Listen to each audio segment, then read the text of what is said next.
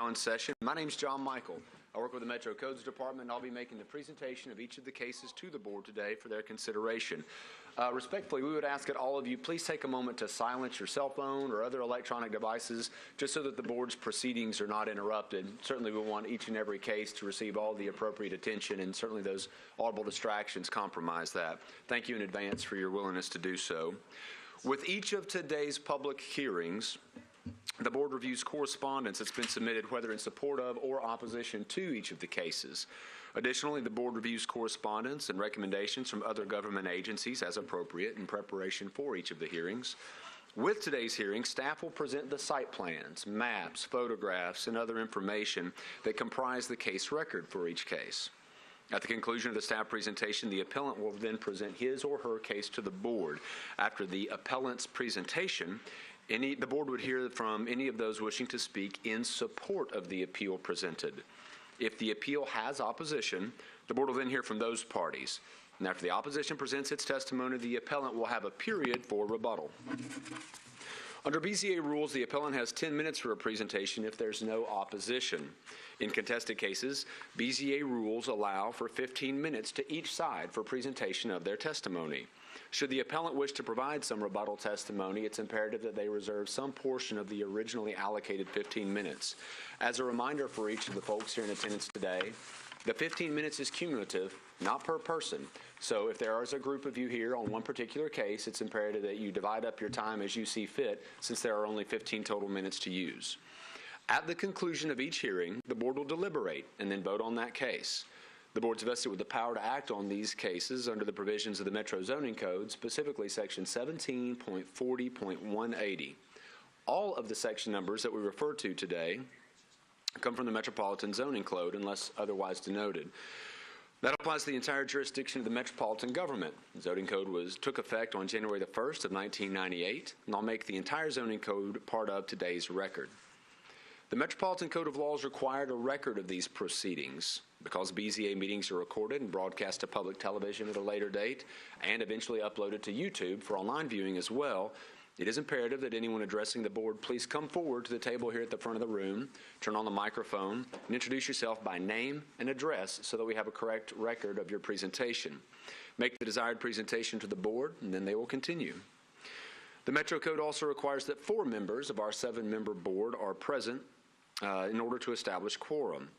The code requires at least 4 affirmative votes in order to grant an appeal. In the event that only 4 members are present, which is the case at this moment, and the appeal fails to receive 4 affirmative votes, the appeal will be re-advertised for the next available public hearing. In the event that 5 or more members are present and the appeal fails to receive 4 affirmative votes, the case will remain on the board's agenda for the next 30 days. Applications that fail to receive 4 affirmative votes within 30 days of the public hearing shall be deemed denied by operation of law. Pursuant to our board rules, an aggrieved party may appeal board decisions to the Chancery Court within 60 days of the hearing date. Additionally, an aggrieved party may file a motion for rehearing within 60 days of the original hearing date pursuant to the terms of the BZA rules and regulations. After such time elapses, the board's decision becomes final and no further action can be taken. Because of the particular filing requirements, whether at Chancery Court or on a motion for rehearing, citizens are encouraged to consult with their attorneys to make sure they meet those filing deadlines and requirements if they wish. If your appeal is granted today, you are actually required to obtain the permit for which you applied. A permit must be obtained within 2 years for a board approval to remain valid. Beyond that 2-year window, you would have to start all over again and come back to the board for the approval that you sought today. It should be noted that if any false or misleading testimony is presented to the board, then any board approval could be revoked at a later date by means of a show cause hearing by the board. Mr. Chairman, I submit that all the cases have been filed in the proper order, all appellants have been notified by certified mail, and all legal notice requirements have been fulfilled for today's cases. As preliminary announcements, cases number 67 and 68, both located on the 1400 block of Stainback in Council District number 5, have been deferred 1 meeting to March the 16th. And with the announcement of those 2 cases being deferred, this is the point at which, Mr. Chairman, we typically recognize elected officials who are with us at today's meeting, whether from the Metro Council, State Legislature, or elsewhere, I know that I saw our friend Councilmember Mary Carolyn Roberts from District 20. Good to have you here today, Councilmember. Councilmember Russ Pulley from Council District 25. I know Councilman Scott Davis is also with us from District 5. Ladies first, Councilmember Roberts, do you wish to address the board on any of the cases from today's agenda at this point, or do you wish to wait until the cases are called? Very well. Councilmember Davis over in District 5, do you wish to present to the board now, or do you want to wait until the case is called? I'll wait till the case is called, sir. Very well. Councilmember Pulley, do I understand from prior discussion that you wish to wait until your case of interest is called? Yes, sir, that's correct. Hearing from none of the council members, Mr. Chairman, we will note that the board utilizes regularly a consent agenda. One board member reviews the record for each case prior to the hearing and identifies those cases where the appellants met the criteria for their requested action. If the reviewing board member determines that testimony in the case would not alter the material facts, then that case is recommended to the board for its approval. We'll enter into the record those cases that have been so recommended today, and if anyone is here in opposition to one of those cases, please signify by raising your hand so that I see you, and we can remove the case from consent agenda and hear it in its regular order. Mr. Chairman, there are 3 cases identified for consent agenda today. First, case number 2017-027, Dave Clark, the appellant, Radius Investments, the owner of the property located at 6200 California Avenue, seeking a variance from front setback requirements for a 2-family development. Is there anyone here in opposition to case number 27? John, not opposed, I'd just like to see the case if I could. Very well. We'll just turn that over to you in a moment if that's okay. The second case identified for the consent agenda is case number 2017-031. Dwayne Cuthbertson, the appellant, Aspen Construction Holdings, the owner of the property, located at 1015 Wade Avenue, requesting a variance from lot size requirements in the R8 zoning district for construction of a second residential unit. The board will recall you heard this case previously, directed the appellant to go speak with the district council member. That's taken place. All parties are on board. So with the chairman's review, we've recommended that for consent agenda. Finally, the third case on consent agenda is case number 2017-065. John Michael, before we move on, was there anyone in opposition to case 31? Fair question. Anyone in opposition to case number 31? Seeing none, that will maintain a spot on our consent agenda. Thank you, Mr. Chairman. Finally, case number 2017-065, Jimmy Williams, the appellant and owner of the property at 1104 Stratton Avenue, seeking a variance from rear setback requirements for the construction of a detached garage. Is there anyone here in opposition to case number 65? Seeing none, Mr. Chairman, those are the 3 cases on the proposed consent agenda, number 27, 31, and 65. It would be appropriate to solicit a board vote at this time. Okay, we have 3 cases on the consent agenda. Before the vote, if we can take a moment, Mr. Chairman. Okay. Metro Nashville Network doesn't have a test pattern, but we will just be entertained by dead noise.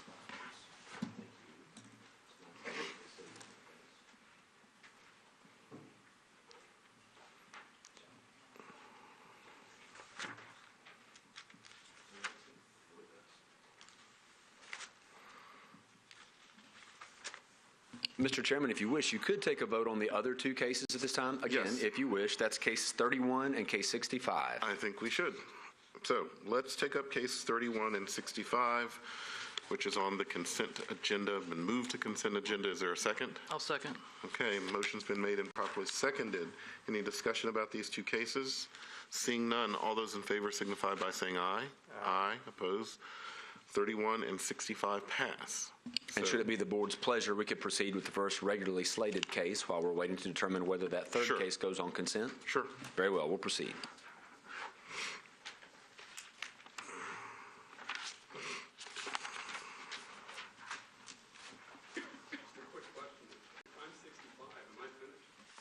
Oh, yes, the boilerplate, John Michael. Yes, please. 4 cases that are approved on consent, you're done. You're welcome free to to stay, you're welcome to leave. You may want to wait until tomorrow to pick up the permits at issue in light of the fact that the system will not have the information uploaded yet, and the zoning examiner that you see won't know what you're talking about. So plan to come as is tomorrow, and we'll have you all squared away.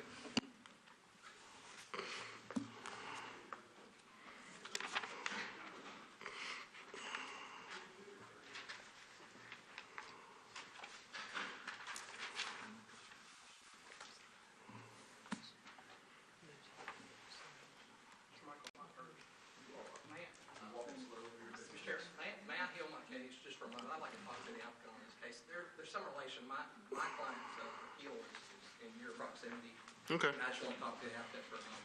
So you are representing which case? I'm here on behalf of 42. because they- On Louisiana? Okay. And Mr. Chairman, just so that's on our audio record, the representative for case number 42 has requested to push that case, which otherwise had been first among today's hearings, to the heel of the docket so he can consult on the Okay. That's relativity to the item Yes. previously identified for consent. fine. Okay, so. That will bring us to case 2017-043, involving property located at 3410 Granny White Pike. John Calhoun is the appellant on behalf of Midtown Church, the owners of the property at that location. Today, requesting special exception and a variance from front street setback requirements and side perimeter landscape requirements in the John- R10 district. John Michael, before we get started, I noticed that case 43 and case 69 are basically the same applicant. So They are, and if you'll, I'm just going to go through one more item before pointing that out, Mr. Okay. Chairman. Basically, this is a request in the R10 district for the construction of a 12,000 square foot church addition to the front of an existing non-residential building, that benign non-residential phrasing, in this case meaning a current church. You're correct in noting that case number 69 involves the same project at the same address by the same appellants. With the board's permission, we'll treat this as a presentation for case 43 and case 69 simultaneously. Case 69, just for the benefit of our record, is a request for a variance from height requirements, height/sky plane requirements in the same district at the same property. Thus, the board will be hearing a request for a special exception involving religious institution use at a residentially zoned property, the height/sky plane variance, the landscape perimeter strip requirements, and the street setback requirements along Granny White, the front street in that particular case.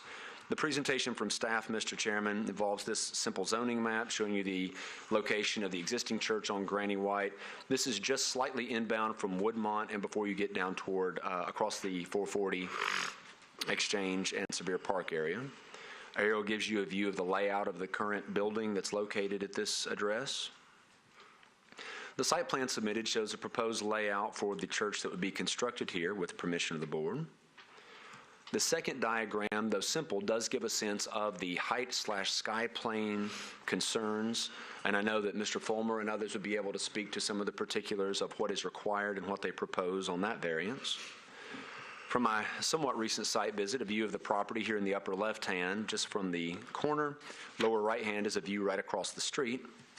View here is up and down Granny White Pike, inbound to downtown in the upper left-hand corner, and outbound toward one of the prestigious academic institutions in all of America, Lipscomb University, in the lower right-hand corner. What a fine place. You must have graduated. On either side of the existing building, the picture shown here, inbound to the left, outbound to the right. With that, the appellants who have opposition present will have 15 minutes to make their desired presentation. Gentlemen, in the event that you wish to save some portion of your time for rebuttal, please save it out of this original 15 minutes. With that, please make your desired presentation after introducing yourself to the board by name and address. Hi, Randy Braun, 1607 North Observatory Drive. David Powell, 2421, is this on? 2421 Valley Brook Drive. Jay Fulmer, 1315 Clifton Lane. Okay. I believe we are going to pass out some additional information while Randy gives a quick overview of the church. So hello, everybody. My name's Randy. I am pastor of Midtown Fellowship, which we are a church plant of Christ Presbyterian Church down in Brentwood. Maybe you're familiar with Christ Presbyterian Academy, CPA. They started us about 15 years ago downtown, mainly with young people, artists, folks that were primarily single. But over the last 15 years, a lot of them have gotten married, and they've had lots and lots of kids. So we rent space from Rocketown, the skate park downtown. We've been doing that with them even when they were at 6th Avenue before the convention center.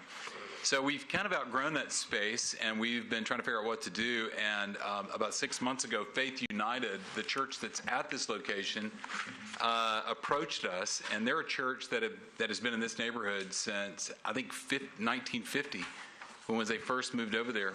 But they moved their church from Germantown, and they were in Germantown back in the 1800s. So this is a church with a long tradition of just creating a place of faith in this city and serving this city. Well, their church is growing older and their numbers are diminishing, and they have really desired to have a church come in and take over this property and not see it go into the hands of developers. So they approached us and asked us if we would be interested. And we've been going through the process to figure out, would we be interested? We've never owned property before. And looking at this property, their congregation is smaller than our congregation.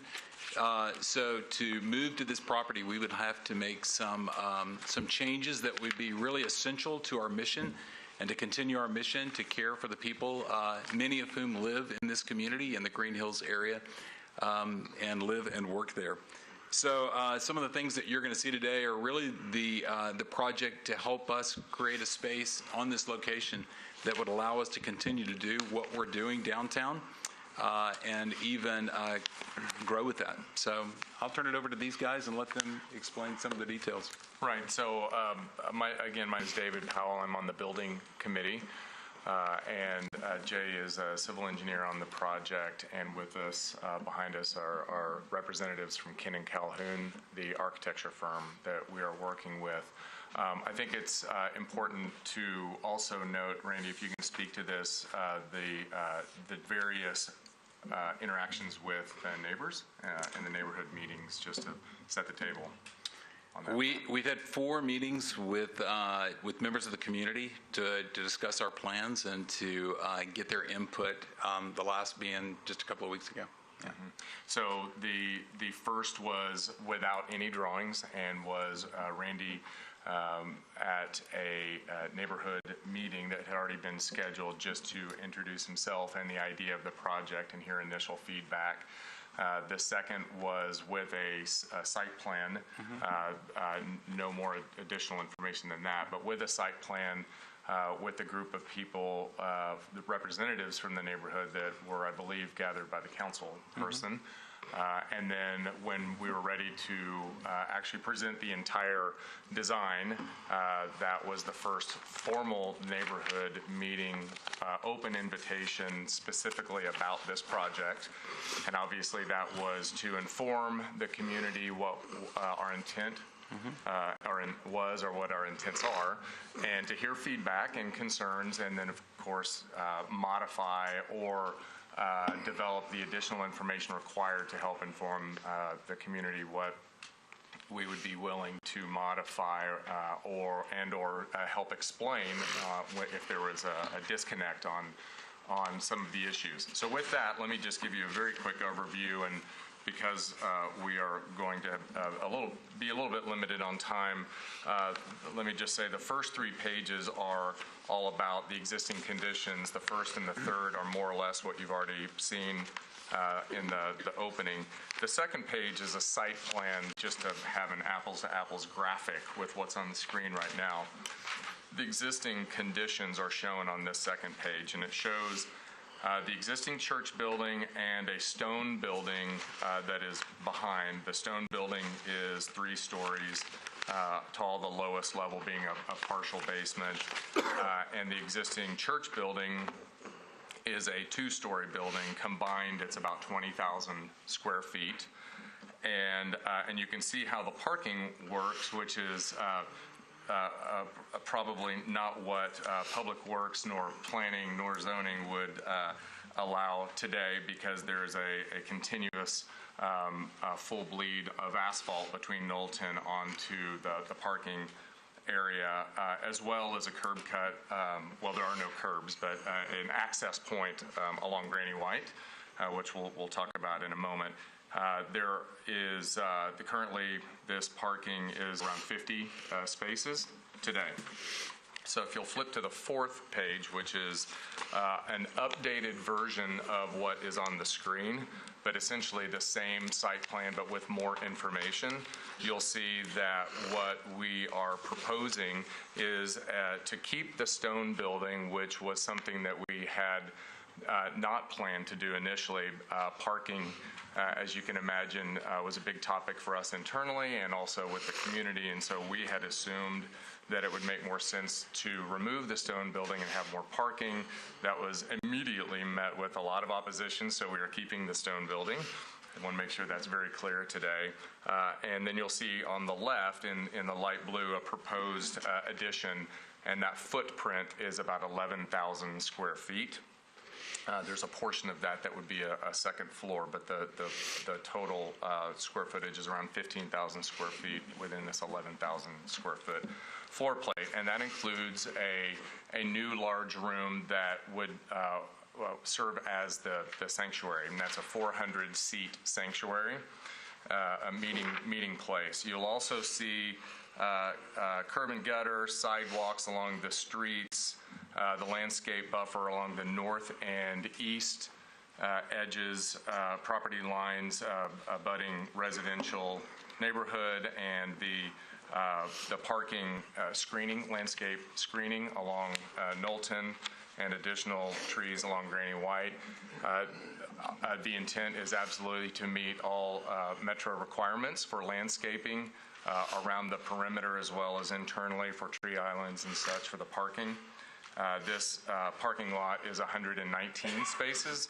From a zoning code standpoint, the requirement is one space for 4 seats, and at a 400-seat sanctuary, that would be a 100-space parking requirement, and we are showing 119 spaces, so in excess of the requirement. And we'll come back to one of the comments that we heard that I'd like to address more specifically, but just to continue to give you the overview, the next few pages are our bird's eye perspective showing what the new addition would look like on the site, where we have this 11,000 square foot floor plate building along Granny White and Knowlton at the corner. And then after that is a perspective rendering looking at the building as seen from Knowlton and Granny White. Granny White is the street running along the left side of the building, and Knowlton is along the right.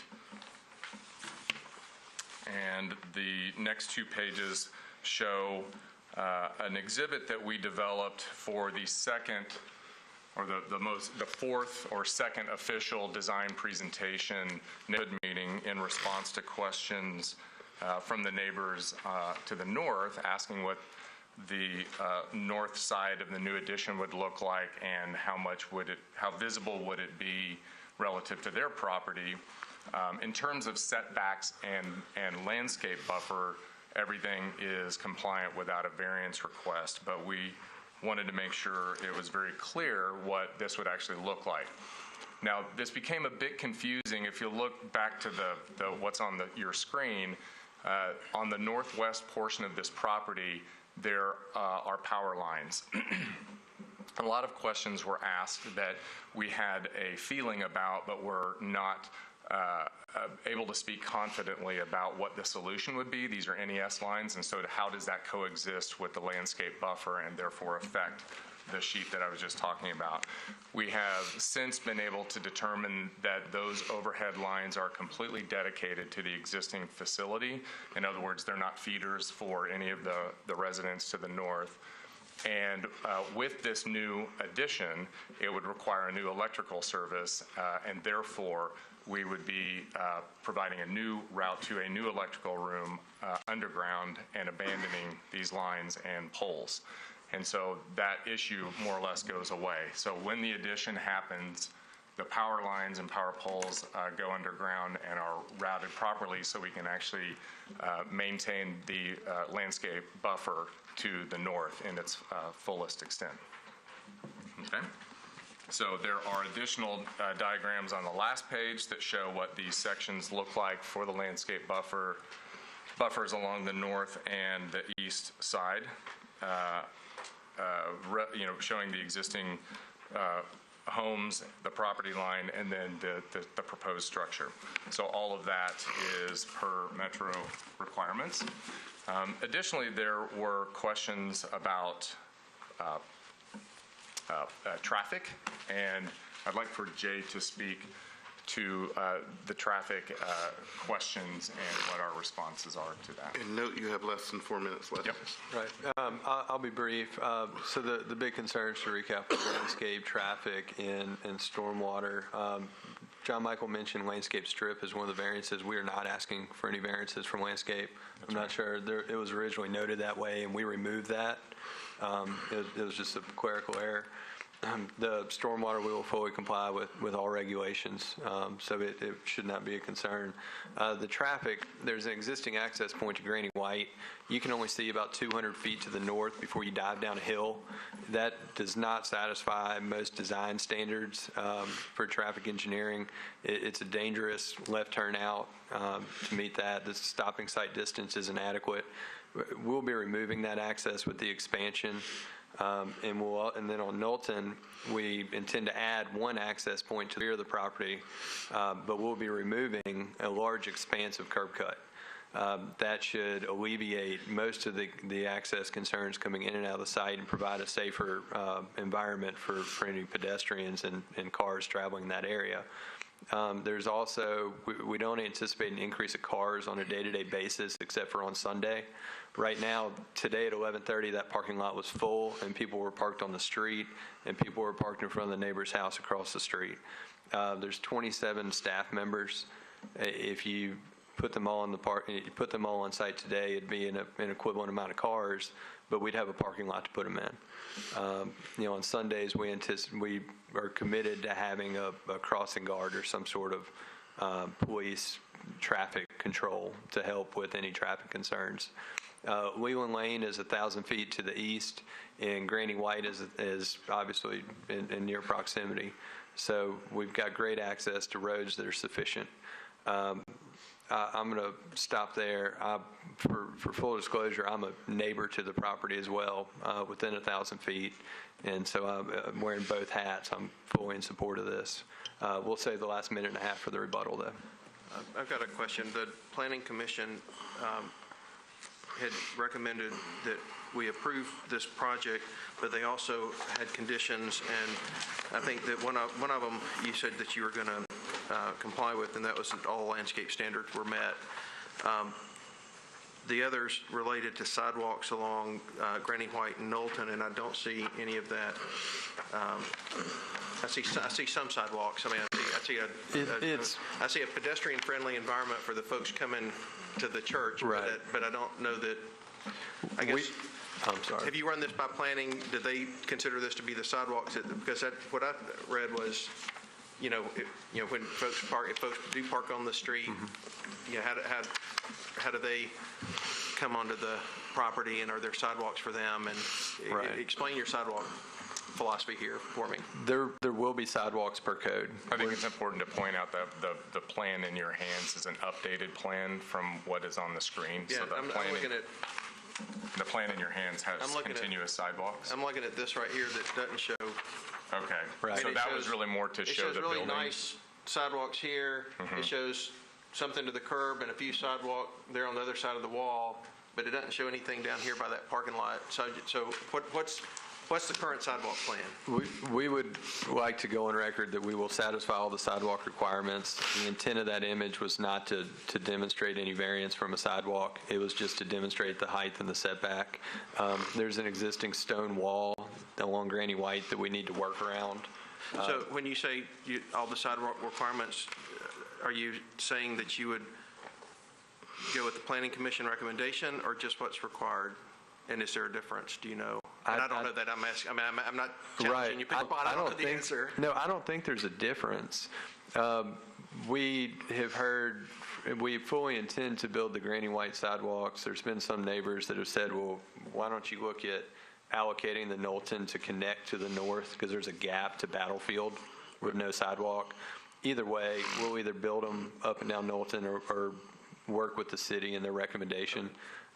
Granny White will have sidewalks. I think that the way that to preserve the existing stone wall that all the neighbors want preserved is to put that sidewalk on the back of it, still in the right of way. So we're working through those design elements. We do not intend for the site plan that you have that shows no sidewalks to be, the gospel as it relates to sidewalks. And what I was looking at showed, I mean, it did show very pedestrian-friendly type sidewalks. It just was what I'm seeing is not complete. Right. According to planning. Right, so I would say in that regard, just the most updated drawing is the proposed site plan. That's the hard copy in your, that we just passed out. That actually shows the existing, or the proposed sidewalks continuous along Knowlton and Granny White. The bird's eye perspectives are a little bit older and prior to the final meetings with the neighborhood. So yes, Does the opposition have a copy of what you handed us? Have they seen this? they have seen this. They don't have a hard copy of this, but this is what we presented at the Can we- neighborhood meeting. Debbie, can we get one to them, or they can have one of ours? Do you have any more? It was last week, I can't remember what day. It's all a blur. When was that? I think it was last Thursday. A week ago. I'm talking about the one that you handed out today. That was presented at the neighborhood meeting a week ago. That's the whole package.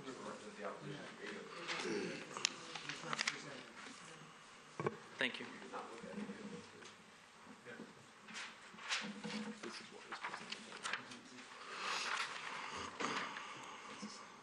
Right. So just to make sure this is clear, the drawing that you had up on your screen, which is what you were referring to, is the original drawing that we presented at the first of the design presentation neighborhood meetings.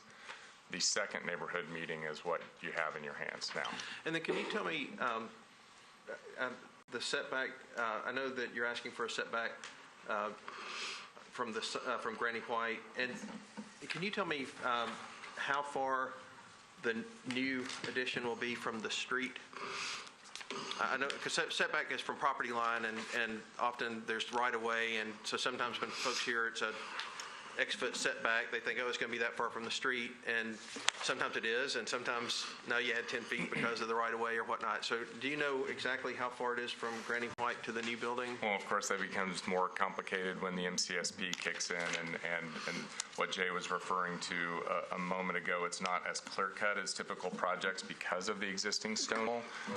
But having said that, I think, Matthew, you probably know this, or do you have that? Well, I don't have the exact foot, and this isn't the exact dimensions. I think it's about 15 feet right now between our property line and the edge of road. Our property line sits... 18 and a half feet. Our property line sits 5 feet back further from the road than the property to the north. The right-of-way's already been dedicated right there, or most of it that's required. So it's 18 feet from the edge of the road now to the property line. Correct. And then the building would be 10 feet 23 feet. From that. Roughly from there. We're requesting a 20-foot setback to match what would be a residential setback, just for a little bit of wiggle room and design. So the edge of the church would be approximately 38 feet from the street now? Correct. Okay. I just wanted to make sure that Correct. on paper, it always appears closer. And I just- Right. right. And you can see it will not be as close as the house is to the north that faces Clifton. The side of that house is closer than our front facade will be. Any other questions for the applicant before we hear from the opposition? Okay, you will have a minute, 37 seconds for rebuttal. We're going to hear from the opposition now.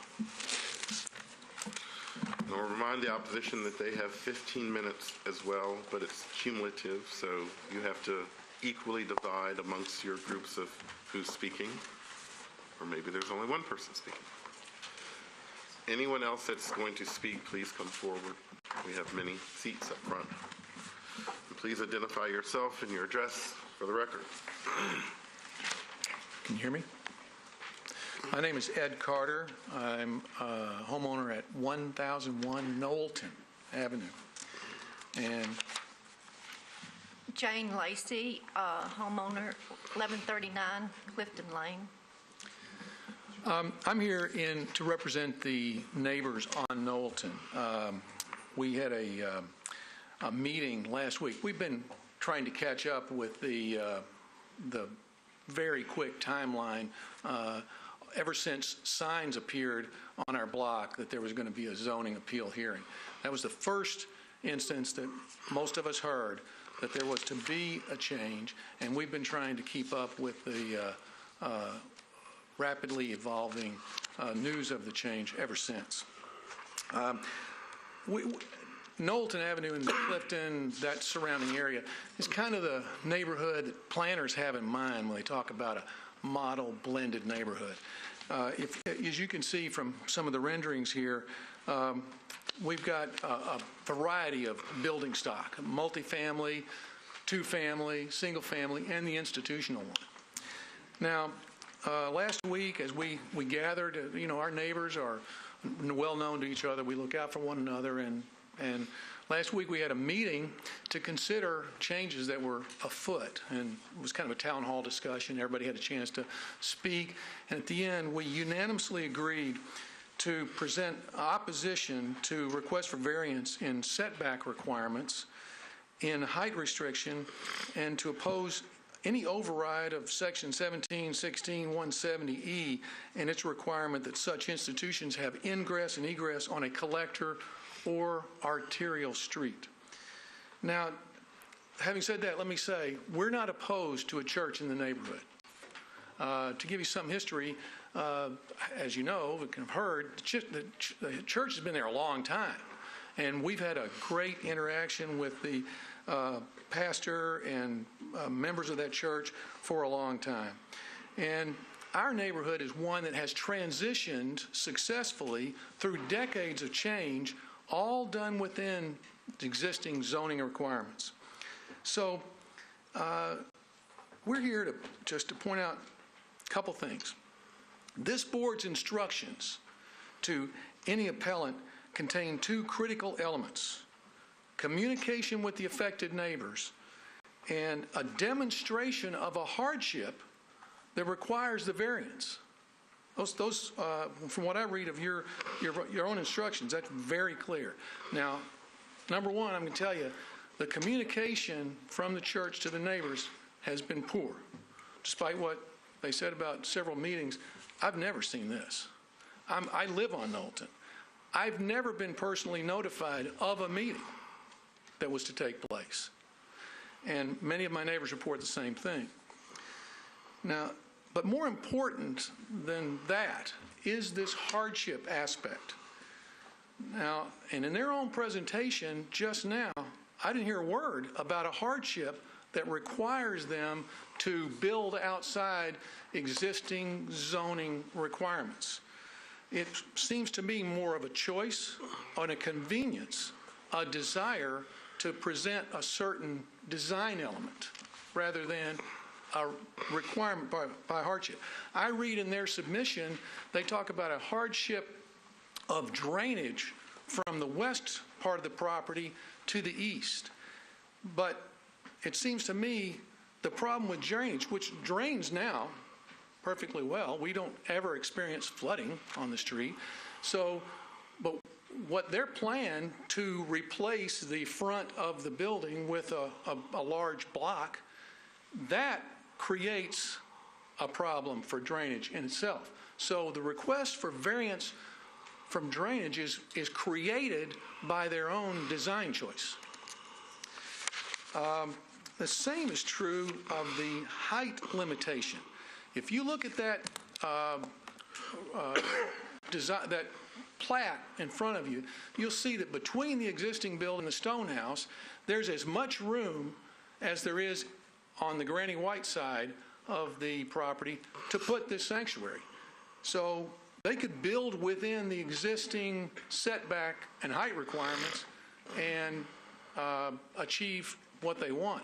In fact, I've heard, I've not talked to anybody on their side, but I've heard that that's even been suggested to them, and they've rejected that as a possibility. So finally, what it comes down to for us is an issue of safety. This request for relief from the access to collector or arterial street will funnel traffic from ingress and egress, which now is done principally on Granny White Pike, and not into an unsafe situation at all. But that will make all of that activity go on Knowlton. Now, if you look at it, that's a narrow neighborhood street, not intended to disperse all the attendees at a busy church service. It presents a safety issue for pedestrians and homeowners on the street. And as you see, as I look at this for the first time, that big building, which is close to the corner of Granny White and Knowlton, that in itself presents an unsafe situation because of its restriction of the sight lines being so close to the intersection. So finally, we would just like to, we appreciate your time and your consideration of this, and we hope that you will deny these requests for variance in an effort to help us keep our neighborhood in balance and thriving with the institutional presence in scale to the rest of the street. And as no hardship has been identified here, I see no reason whatsoever for the board to go outside normal code requirements for this project.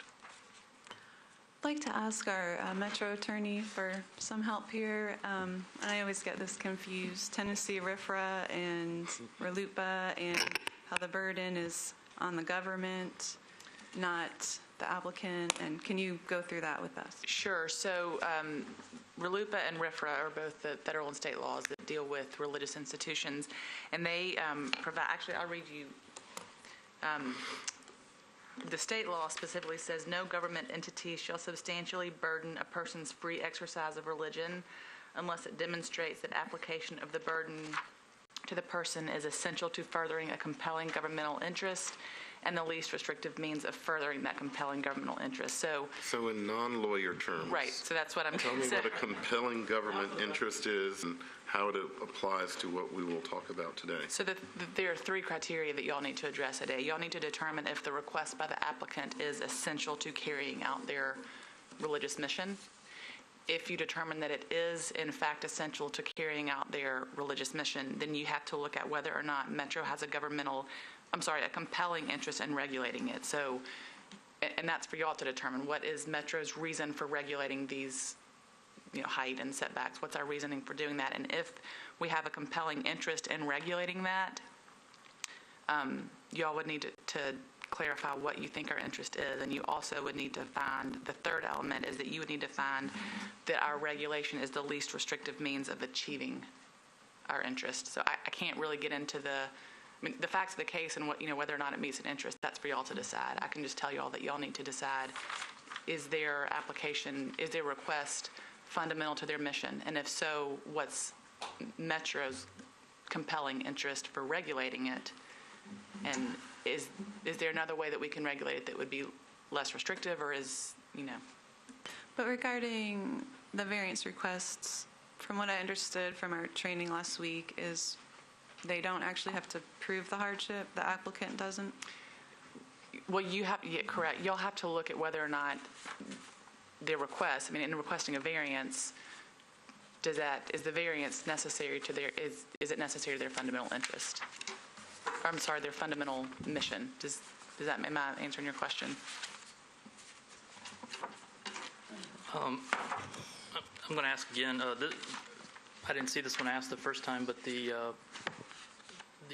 applicant handed us a memo, I guess, that outlines hardships and reasonings. It's a little more detailed probably than what was in their verbal presentation. And I think this is the only copy we have. Is that right, Debbie? John, do you know? I thought do you guys have another copy you could give the opposition to look over? Because you had raised some questions about their some of the hardships. I just wanted you to, because since they handed it to us, it's part of the record, but you may not have heard it. So I haven't seen it at all. If you could give him a copy for sure, and just in the interest of.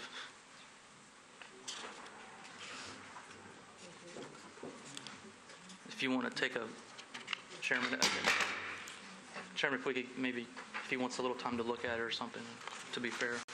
Have you not seen this before? No. I don't think we've seen this before. Well, it just got passed us. Yeah, right. I think so. That's why I was wondering if the opposition had seen it. Okay, we'll let him review it. Does anyone have any questions of the other person while we're here, or should we just? Oh, do you have anything to say in your time here, ma'am? I do. Okay, well, we could hear from you. Yes, as I said, I'm Jane Lacey. I live at 139 Clifton Lane, which is that northwest corner side of me is on Granny White, and I'm here specifically representing myself and those other next 3 units on Clifton Lane, 11, 37, 35, and 33, that the back of our property will abut to this structure. And my lay understanding is that they're asking for a special exception and variances.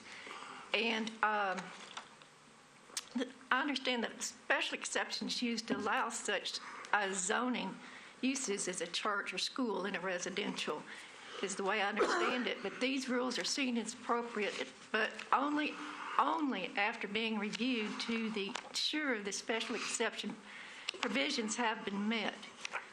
And I don't believe that those provisions have been met. I understand a variance is allowing someone to avoid following a specific zoning requirement for the property they own. And as far as the special exception, the two under 1716-150 of the Metro Code, 150B, items 2 and 3, that the request cannot be met, the code cannot be met if the request will adversely affect other property in the area, and 3, the height, bulk, scale, setbacks, and other proposed elements of the project will adversely impact abutting properties. Now, the 4 of us are going to be totally adversely impacted as abutting properties.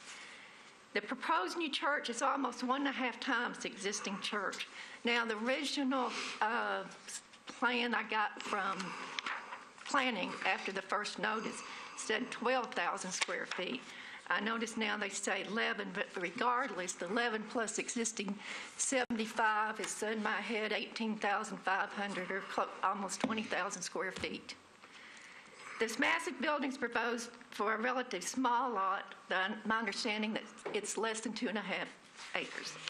The total building and parking lots will cover the majority of the property. The building will tower over my home and my neighbors. And I understand that on that north end of the building is going to be headquarters offices. And I understand what I think by headquarters is because they have a church in Creve Hall in East Nashville besides these, that those will the offices will be located with windows facing the rear of our property where we live. Our master suites are there, our living rooms are there, our yards are there, those 2 decks and 2 porches. And I measured last night from the back of the brick, our yards are 50 feet deep. And they're talking about being 15 feet beyond that. 15 feet between our property and this structure. The size scale that this building will clearly have an adverse impact on my home. The elevation of that 15 feet from the back of our property, there's a at least 4, maybe a little more, elevation to the church side of that 15 feet. So I'm looking at a 38 feet above me.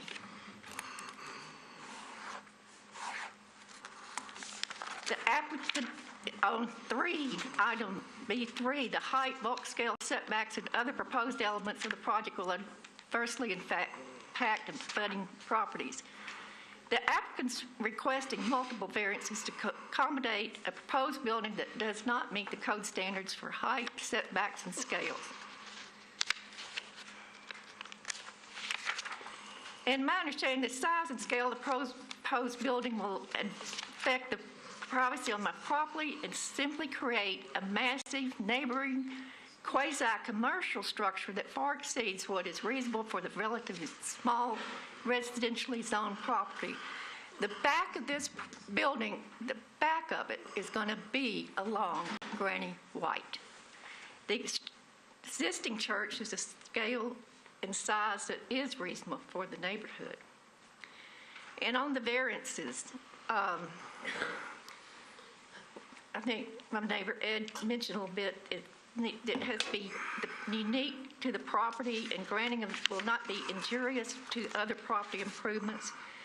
And the area impair inadequate supply of light and air to adjacent property or substantially diminish or impair the value, which I believe for the four of us, our property value will be impaired. There's nothing remotely unique about the parcel. It is a rectangle, no exceptional narrowness or other ordinary and exceptional conditions. The only possible argument that the applicant can raise is the lot is too small and therefore they need reduced setbacks and increase in height. I do not believe that purchasing a lot that is too small for the proposed use, I do believe it is a self-imposed hardship and absolutely not a basis for the board to grant a variance. In addition, I'm going to go down to, if we could go to this slide right here, I would like to address that. The IFC, International Fire Code, is a design document. For example, before someone constructs a building, the site must be provided with an adequate water supply for the firefighting operations and a means of building access for emergency responders in the event of a medical emergency or fire. How is that going to comply? How are you going to get fire equipment in between these 15 feet? And all four of us that are backing up to that have privacy fences that are 6 to 8 feet high. And as I said, that is not even a level 15 feet. It's angled with a 4-foot elevation. How are you going to get fire equipment all the way along? Because I'm talking from almost the Granny White side of the current parking lot all the way to the back of the existing building. And I'll just mention one other thing. They've already kind of admitted that there'll have to be street parking. Well, there's also accessible parking codes. How does that affect? If you have street parking, you are not accommodating. I want to know what consideration has been given for the safety of members of this congregation and adjacent neighbors. Okay, thank you. You read the report. What do you? Just one quick comment. These two exhibits are examples of the lack of communication that this organization has had with the people most affected. I've never seen either one of these things. And as far as this document is concerned, this is like a case I might make if I wanted to construct a duplex in my front yard. This is not showing hardship. This is just showing design choices, why we're going to do this and how we're going to do that. That's not saying that they have to have these things in order to do what they want to do. I contend, and you can see from your own view of these plats, that you can do this here.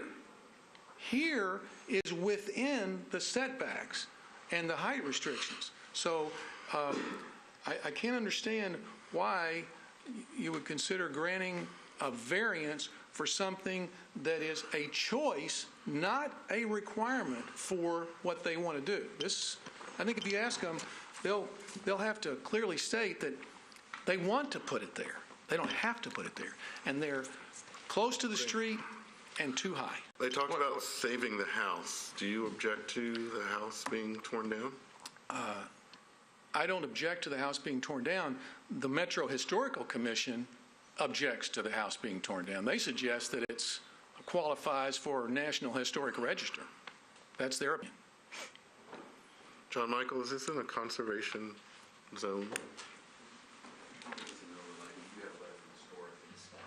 Okay. So, have you been to the meetings that they spoke of? No, and I'll tell you why.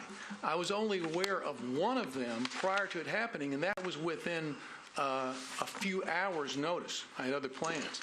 But, you know, in what I read of instructions to an appellant, there's to be mailings sent out to people affected by a change. We haven't received any mailings. Ma'am, have you been to the meetings? I've been to the two meetings that church had at their church recently.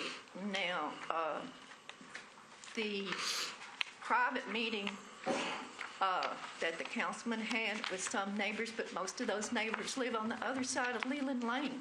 They are not even anyway affected.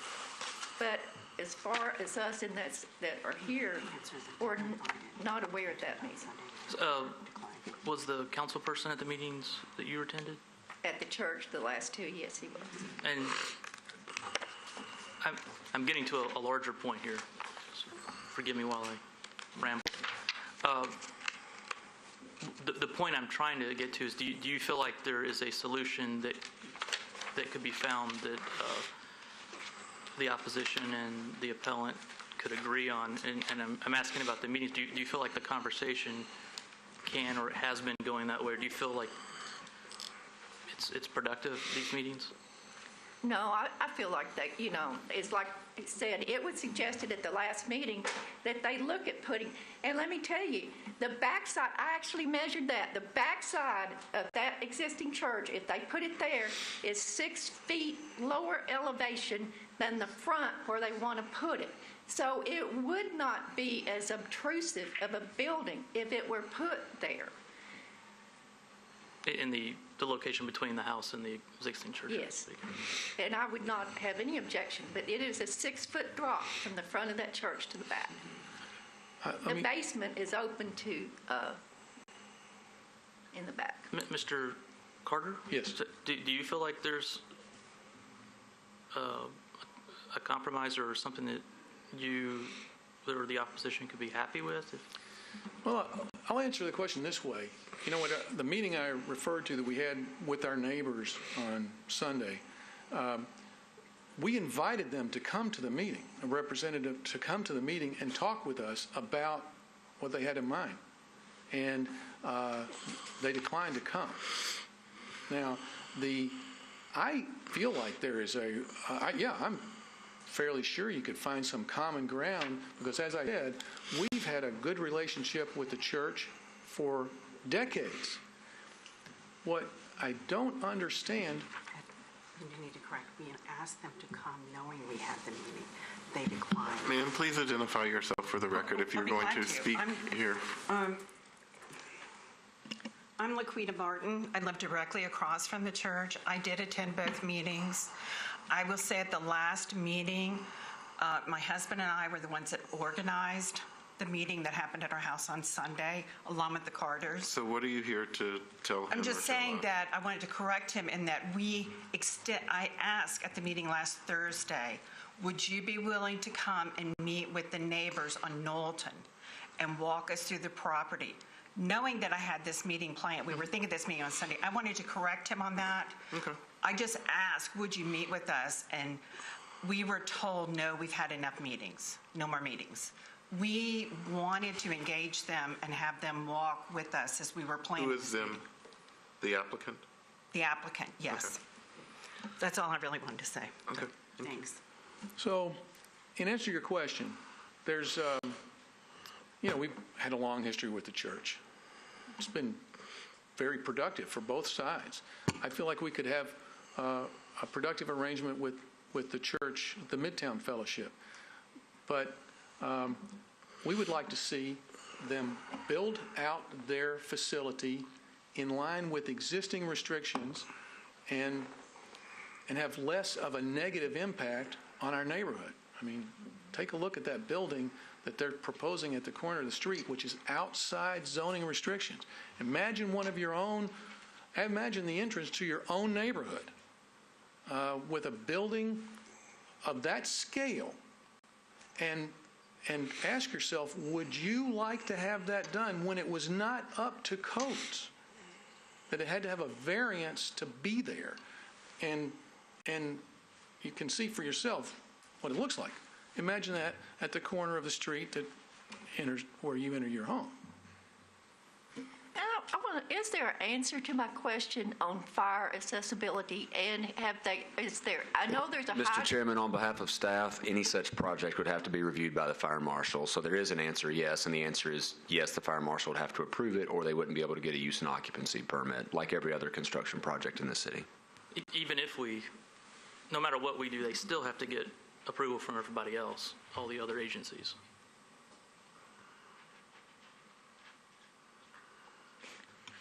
So you have proposed that they build this building in between the existing church structure and this stone house? Yes. And what about the height? Well, now my understanding is they would not be in, the height restriction relates This is to its sky plane. proximity to Granny White Pike. So in the heart of this property, they don't encounter that. So I imagine the building would not be as big if it was put in between the stone building and the existing sanctuary. You think the building wouldn't be as big? Yeah, is there enough room to put that same footprint in between those two buildings? You know, it looks like it to me. Okay. So that's your main objection, is the location of this building being where it is. And tell me why, I know we've heard from the neighbors that back up to that building, but why is that location so objectionable as opposed to putting it in between these two existing buildings? Well, that's what I was talking about a minute ago. Now, zoning regulations exist for a reason, obviously. You know that better than I do. And it's to keep additions to a building in conformance with the neighborhood. Setbacks exist for a reason. That's what keeps me, as I said, from building another building in my front yard.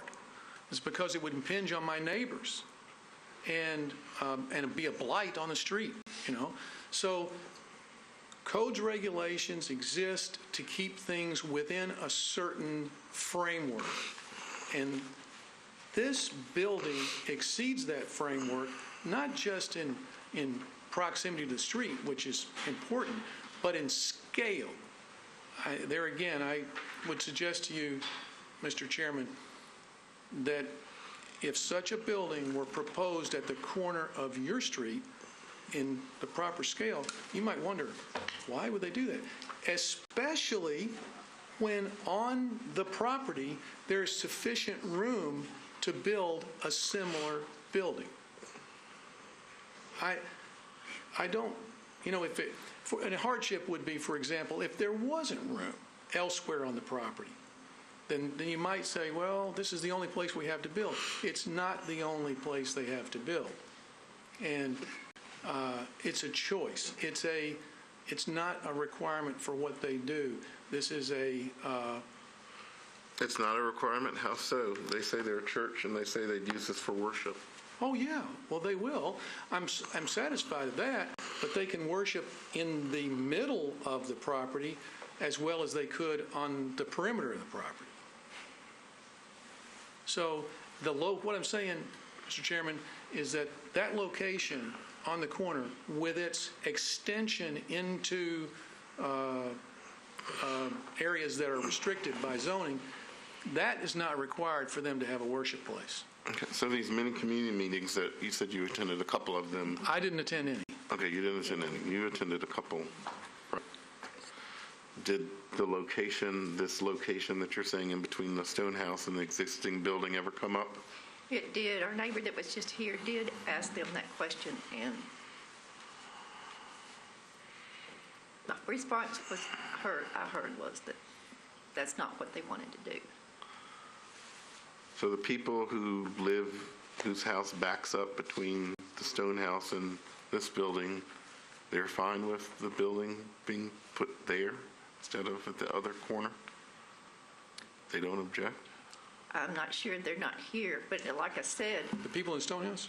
No, the people that the lot backs up on in between the stone house and the sanctuary, if you were to put the building like I kind of said, close to though, their house. that property is 6 feet lower elevation, so they're dealing with 6 feet less already before its foundation than I am.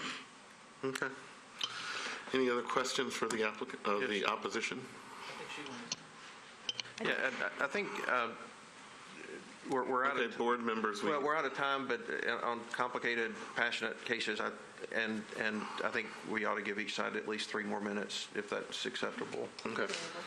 And that way, that'll give anyone else who wants to speak time to speak. And of course, if we ask questions, it doesn't count against anybody's time. Okay, so this is what we have said. So normally in these cases of opposition, each side has 15 minutes, and the council person gets to speak as long as he wants with no time counted. And our questions, when we ask you a question, that doesn't count against either side. So on the advice of Mr. Taylor, we're giving each side 3 more minutes to talk. So you will have an additional 3 minutes, and then the other side will have 3 minutes on their rebuttal. So let's put 3 minutes on, and please identify yourself for the record. Formally for the record, that's a motion? Yeah, it's a motion. Okay. I'll second it. Motion's been made to give 3 more minutes, properly seconded. Any discussion? Seeing none, all those in favor signify by saying aye. Aye. Opposed? Each side will have 3 additional minutes. Please begin. Hi, I'm Mary Carter. Please press the button. I'm Mary Carter. I live at 1001 Knowlton Avenue, and I walk on the street every single day. It's a very narrow street, and we've lived there for 24 years. It's been a very quiet neighborhood with a very quiet neighborhood church at the corner. We've loved them, and it's been wonderful. My concern with the narrow street is that they have outlets planned onto Knowlton for 3 large services every Sunday. If the congregation is 400 people, so if it seats 400 people 3 times a day, that's a lot of people and a lot of cars. One cop or one traffic person is not going to be able to control what will be an all-day long thing. We all know that people who go to church, they linger, their coffee, it would be all day long on Sundays, not just church service time. The street is only 21 feet wide. It's a country road. I don't know where the cars would possibly go. It's a big safety concern, and a little bit of sidewalk or a sidewalk on one side is not going to address that appropriately. I also know that if you're going to put administrative buildings and make it your headquarters, Sunday is only one day that it will be a very, very busy beehive of a place. And I'm concerned about traffic on our narrow, quiet street. That's my main thing. So, thank you. Okay.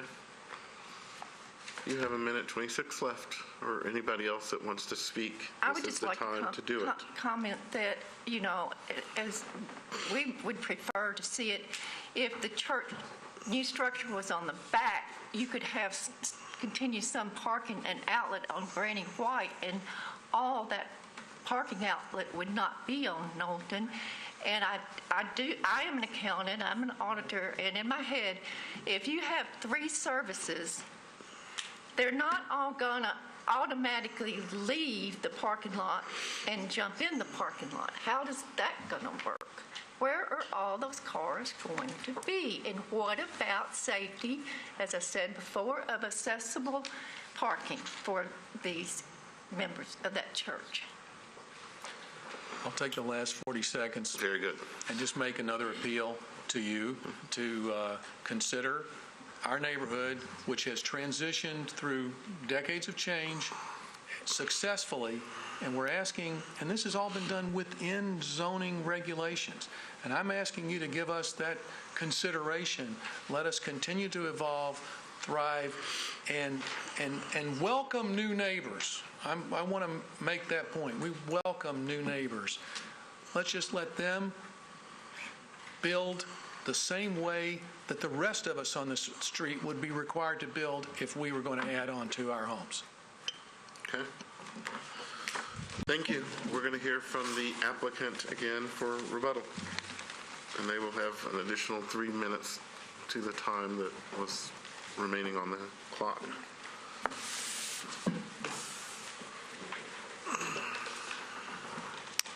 Thank you.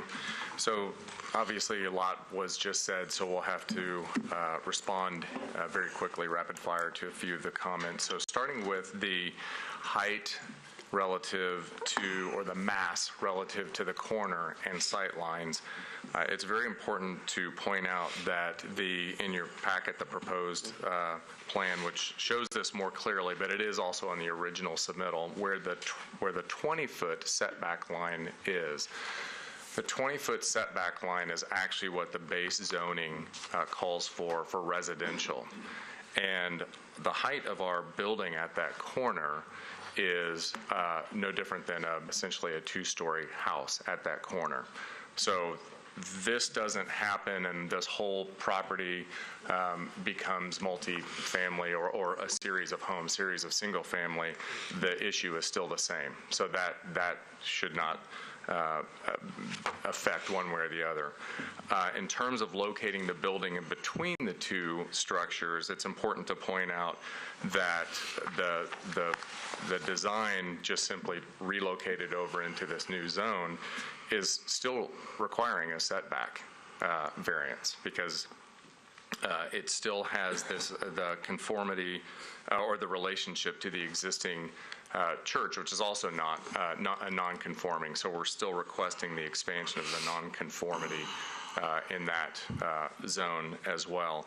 But I think it's important to note that there are multiple ways we could work this into what would technically be a hardship. But the truth of the matter is it's what we think is appropriate for the neighborhood and for great site design and what we know the planning department looks for, which is a building of this scale being on a arterial road and not a local neighborhood street road. And so the height of the building and what's driving that is we're matching the peak of the existing sanctuary.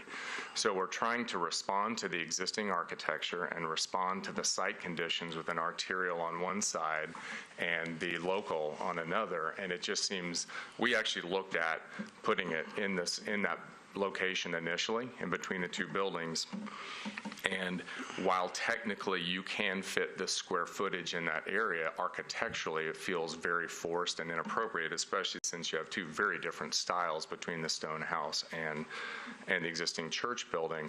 But mostly just the scale of this building by nature of what it is, a larger sanctuary, it was more appropriate, and we felt planning would agree with that in terms of scale along a street. The building is proposed to be 35 feet from finished floor to peak. The residential structure, the residential structure to the north, the patio sits elevated several steps in the air. You can see it over the fence. You can see the patio, so it matches the finished floor, and it's a two-story building with a pitched roof. So the roof lines of these two structures are going to be relatively the same. They're not going to be towering over one another. They should somewhat make a continuous line, and it will be sitting back further from Granny White than the residential structure to the north. And we are not asking for a height variance off of Granny White. It's only off of Knowlton. And again, that's because we're matching the ridge of the existing sanctuary structure, but grade falls between the north end, or from the north end, which is where the existing sanctuary is, and the south end, which is towards Knowlton. So grade falls, which is what results in the 38 feet, but the driver is the matching of the ridge of the sanctuary. So no matter where you slide that structure, you'll still be required to have the height variance. Can you address the parking issue in terms of entering the parking lot from Knowlton, and the reason for that? The opposition had talked about the arterial street being preferred, and of course the Planning Commission in their report had pointed out that they felt that was appropriate, but, on the recommendation of a traffic engineer, that would be something that we would do. So, can you tell me how that was kind of engineered? And It's, right, the regulation actually says between 300 and 1,000 seats. Then it wants you to discharge onto a collector street, not an arterial. And so we're at 400 seats. And we're in close proximity. It doesn't actually mandate that it discharges onto a collector. It says onto a collector or something that can have similar function. And so we are very close to Granny White, and we're also very close to Wheeland. We've got 119 parking spaces. Assuming they split evenly, traffic should be able to get out of there very quickly. We do intend to have more than one person directing traffic as needed. We benefit from that more than anyone, really, just to help get everybody out safely. Connecting to Granny White is if you go and stand out there, it is not a safe access today. The hill drops off down to Battlefield, and then you go back above 440. And so it's a 40-mile-an-hour road, and people just pop up over that hill. So there's justification here to move it to Knowlton versus mandating it to be on Granny White. And additionally, I would say a response would be the hardship is the existing buildings, and the alternative would be that the parking is entirely in the front to have that access, assuming it was safe. All 120 cars are accessing Granny White on a single curb cut in what is arguably a not safe condition. And so it's not only more appropriate, we feel, it's also not appropriate to have all of those cars discharged onto Granny White. And if we have to come back with another plan for a variance for height showing the Stonehouse going away, we're going to have another group of opposition, here. So Sunday services, how many are there going to be, and how many people per service? Yeah, currently, the campus that would move to this location, we have, on average, between 500 and 550 people that attend the service.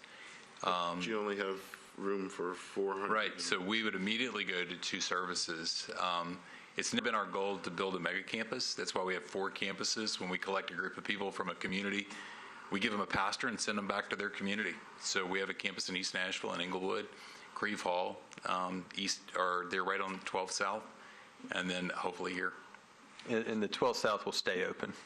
So what if this continues to grow? Would you add another? The opposition said you were going to have 3. Right now, we only have plans for 2 services on Sunday morning. So Monday through Saturday, what's going on this site? Well, we are a home-centered church. Most of our ministries happen in people's living rooms. We would put our offices on this campus. We don't do Sunday night service. We don't do Wednesday night service. There would be things for training and equipping, but nothing of the scale in the evenings of what we would do on a Sunday morning. So your offices, how many people are we talking about would work here? We have 27 staff. So Monday through Friday, Monday through Saturday. Sure. Any other questions? I do. You may have said this already, but did you speak to Public Works about entering and exiting off Knowlton versus Granny White? I did have a conversation with them, and it's something that they would come up and review in more detail upon a final site plan. They took no exception to our application to these variances. They didn't dive into that aspect or see a reason to. In the event that they did have some concern about it, then they may end up limiting us to 1. In today's condition, we have a larger curb cut along Knowlton. And so we're narrowing that down to a single one on the west side of the Stonehouse, but we are implementing the one on the east side. So they didn't have any reservation at this point, but I can't speak any further to it. I'm sorry. Sorry, I had another question. Yeah. So I understand there have been 4 community meetings of different sorts, but there is the one that's required as part of the special exception, and obviously you put up the sign. So can you tell us about the mailings that you had to do? Sure. We, first of all, I appreciate the neighbors that are coming out and their passion for the community. A lot of the people that attend our church live in the Green Hills area and care about their community too. When we got the mailing list for the notification of this meeting, we took that mailing list and we duplicated that and sent out an invitation to our first neighborhood meeting. So I'm sad that they didn't get an invitation. That we mailed out the list that was given to us. The Saturday before that meeting, my wife and I walked the street and knocked on doors and handed out personal invitations to people to come to the meeting. A lot of people weren't home. We tried to put those invitations in mailboxes, and I know that some are saying we didn't even get that. So there's been an effort to try to do that. So we've had our first meeting was I attended the neighborhood association meeting back in December and said, hey, this is what we're thinking about. Just want to introduce ourselves. Then met with the city councilman, and we had a meeting with a group of neighbors to kind of give a preliminary look at our plans and give their input and suggestions. How many neighbors came? I think we had probably 10 to 12. Okay, so we had a small group of neighbors. At the second meeting. Right. So we took their suggestions and we said, okay, we can take those good suggestions before we go to the entire neighborhood. Then we had an entire neighborhood meeting, and then we had a second entire neighborhood meeting last week.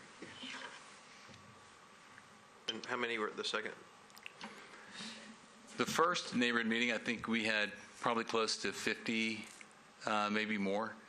The second one, I think it was more like 20, much smaller. Where were were all these meetings held in the church?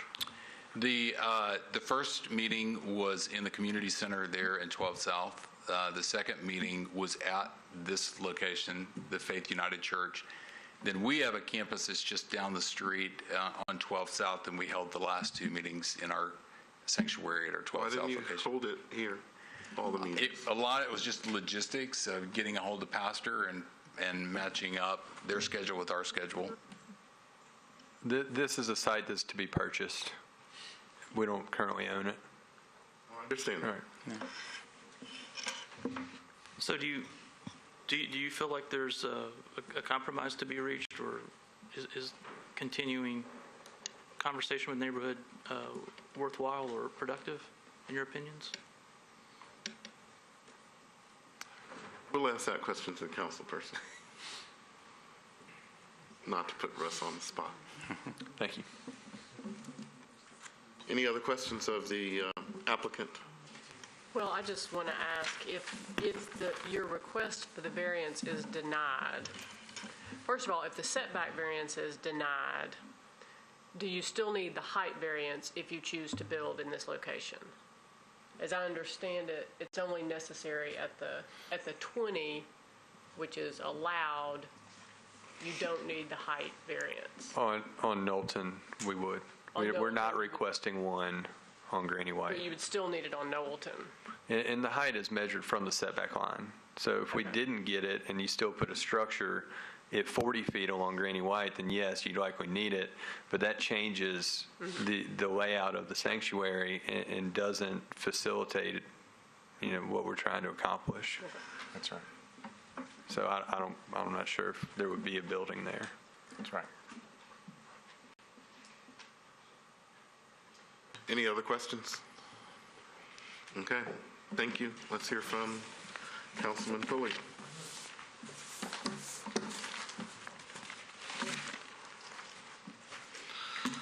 Okay, Councilman, you've been the referee of sorts between. Is that what you call it? Yeah. Well, you know again, a lot about that, I know. But again, it's nice to see all of you. Nice to appear before again such an esteemed board. So let me start by just quickly getting the technical components out of the way. I mean, I don't need to tell you guys about Art Lupa and RFRA. You know all about that, and the burden's on the appellant to meet those standards, and I'll let you make the determination as to whether or not they have. What I would like to spend a lot of time on here, well, the balance of the majority of the time I'm going to talk with you is about the neighborhood engagement process. Now, I do believe the neighborhood engagement process could have been a lot better. It was flawed in one respect. So I'm going to go through the whole process with you. I first found out about this when Randy Drawn called me just ahead of the Battlemont Neighborhood Association meeting, which occurred in December. Now, the Battlemont Neighborhood Association meets 4 times a year, and I'll tell you how that's advertised. I mean, they have a Facebook page. There was a time when the Neighborhood Association went around the entire Battlemont area, which includes the area Knowlton, Granny White, Clifton, and all the area right around this church. And they used to put out neighborhood flyers in advance of all of their neighborhood meetings. They don't do that anymore, but when they did that, there was plenty of means by which neighbors could attach themselves to the listserv if they wanted to, or understand where these meetings have been advertised. So again, 4 times a year, one of which is in December. So when Randy called me and said, hey, this is an idea that I'm proposing, my suggestion to him at that time, because it was maybe a week or so in advance of that meeting, was that he appear before this neighborhood association meeting and just let everybody know what he's planning on doing. You know, he didn't have plans at that point necessarily, so let the neighborhood know, and then we'll talk about advancing this beyond that. So my normal neighborhood engagement process when it comes to projects like this is we want an affected group of people, those who are affected the most, to sit and drill down on some things that are important to them.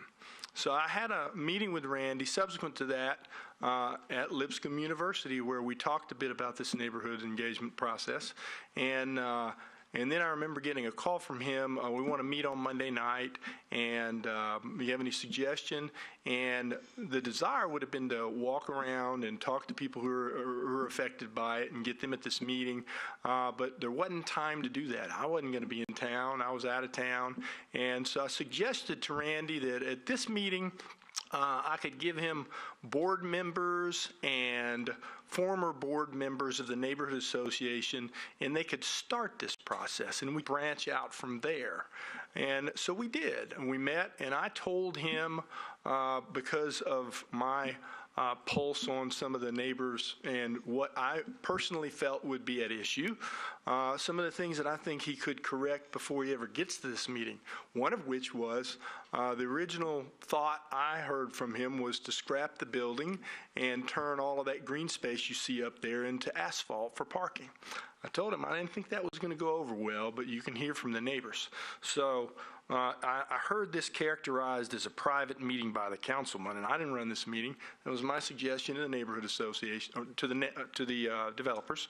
So they met at the church on a night in January. Well, we had talked about advancing forward, and unbeknownst to me, they filed the application, and then up come the signs. And Randy can tell you, I was very annoyed that that happened because the hornet's nest then fell out of the tree, and there they went buzzing. And if you look on the neighborhood chat rooms, you can see just exactly what was said, and I believe that might have been provided to you. And so then I had to address that. And once, you know, the hornets are swirling, there's only so much you can do to really calm that down. So we scheduled a meeting, and I'll tell you how that was advertised. That was advertised on the Neighborhood Association's Facebook page, on the Nextdoor chat room, on the Neighborhood Association's listserv, and I'm sure that I put it out in my newsletter. So that's how I advertised it and make sure it was advertised, and it was up to them to send notices out. I believe Randy addressed that, and they addressed that to you otherwise. So we met in February, and the first part of that meeting, I addressed all the stuff that was swirling around in the Nextdoor chat rooms and how we got to this point. Because the plan was sincerely to engage those neighbors who were most deeply affected by that. And that would be the neighbors on Knowlton and the neighbors on Clifton. You know, most people understood from that point forward. I can tell you that I had a nice conversation with Miss Martin's husband over the telephone prior to this, and I received a nice email from him thereafter. But immediately thereafter, I received a not-so-nice email from Miss Martin, and I could not get her to talk to me on the phone. And since then, it's been clear to me that she's not been happy with this process and has said some pretty disparaging things about me, not only in the neighborhood, but throughout the city. So, moving forward, we had another another meeting at the church, well advertised in February. Subsequent to that, couple weeks out, we had another meeting at the church, led by, I facilitated this meeting. I wasn't at the second one until halfway through. So I think it's disingenuous to say that that no efforts were made to reach out to people at all. I do know that the meeting that Mr. Carter characterized as a town hall, this was led by Ms. Martin, and it's pretty clear what her position is on this. So the information provided to those who were at this meeting was provided by her. And there was no notification sent to me about this meeting, no notification sent to the developer about this meeting. So the only side people who were at this meeting heard was Ms. Martin's.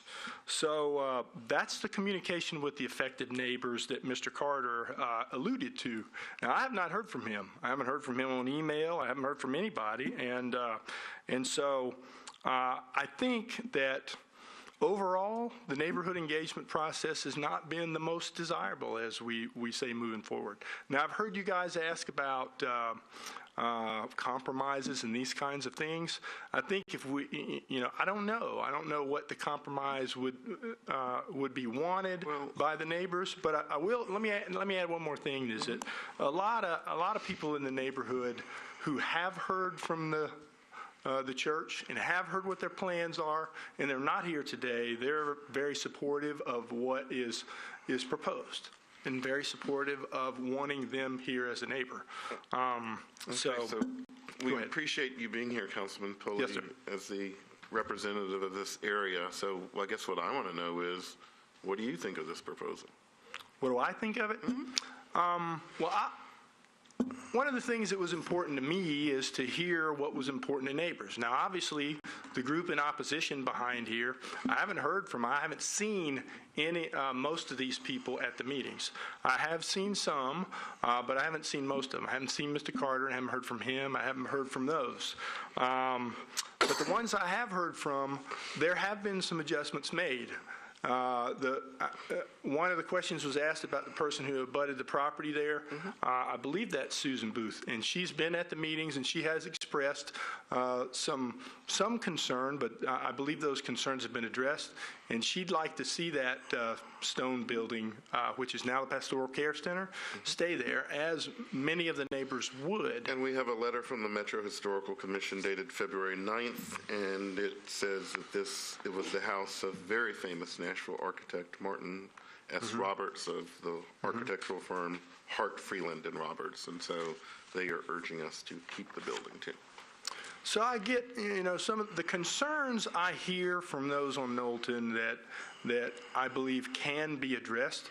The main concern was, traffic flowing in. Ms. Martin at one meeting stated that she'd be a prisoner in her own home. I don't know. I think that's an extreme statement, but I do get the concept of traffic is going to affect me here. So early on, I made the suggestion to them that you really could easily address this traffic and service times by using a traffic police officer and having somebody there to ease the flow of traffic into and out of there. And if I know there were concerns raised about parking on the street, and I do get that. And my suggestion was we move forward with this and see what the parking problems actually and truly are. And if we need to permit parking in that neighborhood to prevent people from doing so, I'd certainly be willing to go down that road. Questions for Councilman Pulley? So you said your impression was that the neighborhood generally supports. You said that you feel like there's more support than opposition. Yes, sir, I do. The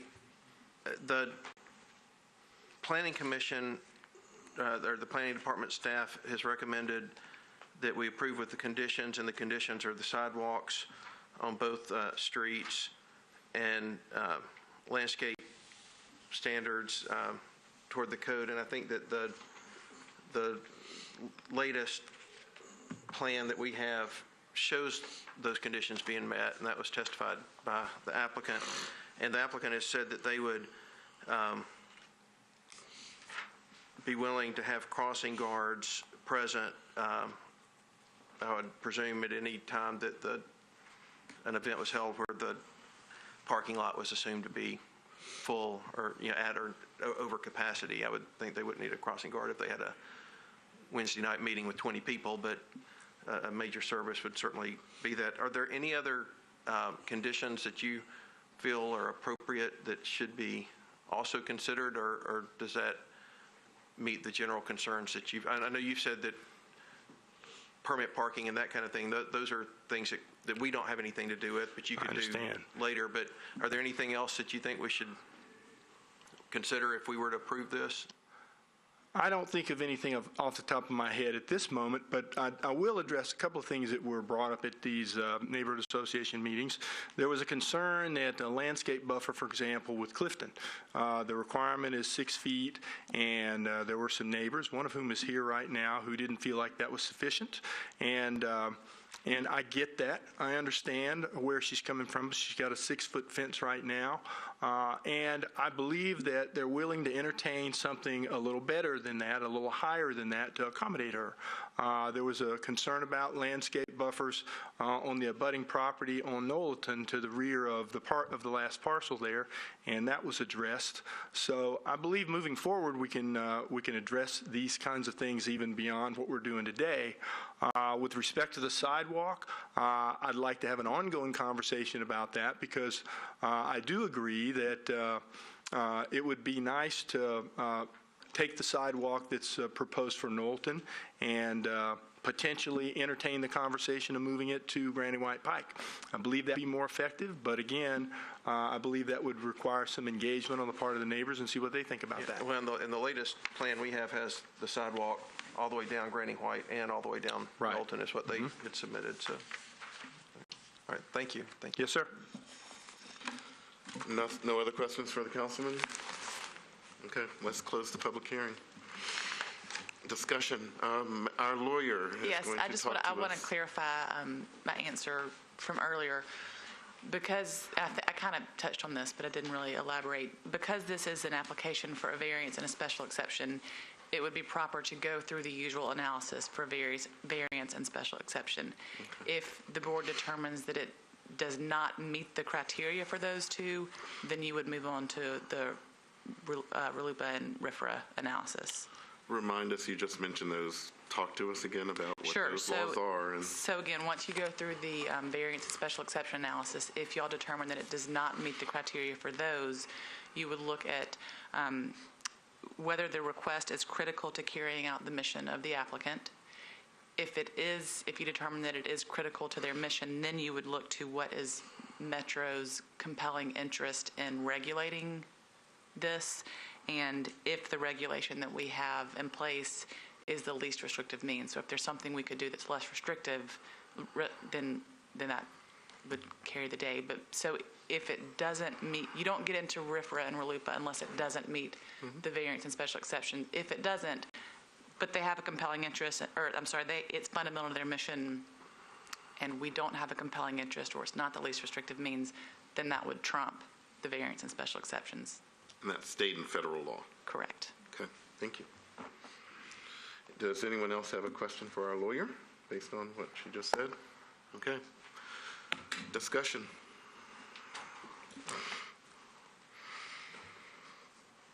So these are, as Nashville continues to grow and churches continue to grow, we have had many of these cases recently of a church wanting to expand or go into a mainly residential neighborhood, which is allowed under our code.